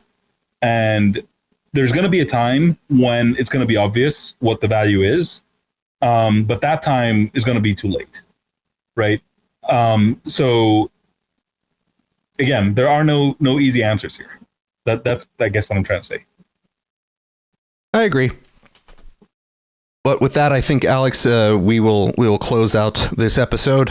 here and let everybody return to their evenings. We're hitting that 3-hour mark here. Indeed. Now you know about AI data centers in space. And if it sounds crazy, well, it is. But well, we didn't even get to what happens if China attacks one of the data centers. Look! All we need is one nuke exploding in space, and it's gonna get real fun, real fast. Okay. All right, but we do have Space Force, so look. Okay, let me close on a thing I left hanging last time. All right. And you'll tell me your thoughts, and we can wrap it up on this. Which I said last time that we might already be in the singularity. Okay. Yeah. And I think that might sound like provocative or confusing to people. But you have to remember that the singularity originally was defined as the time ahead of which you cannot see the future. Right? You can't predict what things will look like. And what that sort of event horizon, right? Like I'm sure there's like some physics metaphor that you can probably describe to me a lot better than I can. But what I am noticing is that we are getting to a place where my personal ability to predict the future, even in basic things like, what job will my kids be doing? Like, I have no idea, like zero. I literally cannot even begin to tell you, right? Like, and other things like this AI data center in space thing hit me on the side of the head out of nowhere. And it appears to be like a mature concept that, I track technologies like, I'm like, how did this happen to me? Right. But I just expect that this will be happening more and more. And my ability to predict the future will be getting shorter and shorter. But as a, I guess to leave people with a positive message, here's a tale. There were two people running from a bear, and one person said to the other, "Why are we running from the bear? We're not going to be able to outrun it." And the other person says, "Well, I don't have to be faster than the bear. I have to be faster than you." Right. So while our collective prediction horizons are shortening, you can still do better than everybody else. All right, and with that. Now, just to be clear, if the term hypercloud for this project becomes common, I did come up with it first because I haven't heard it used anywhere. So if the term hypercloud becomes the term for this, I will put in my application to be accepted to a euthanasia facility. All right, you're going to move to Canada and get the maid service. Wow, moving to Canada used to be what you did after an election. I did not realize the implication here. Where did Grandma go? Oh, she moved to Canada. Oh man, that's dark. All right, Alex. Thank you for participating in another exceptionally dumb week. I hope everyone has a wonderfully dumb week coming up, and we will see you again. Let's see, is next week the final Sunday? No, yes, the final Sunday of this. No, we got one more. Sorry, so two left before the end of the year. Okay. So thank you everyone for participating in this one. Alex, everyone else, have a wonderfully dumb week. See you next week, everybody.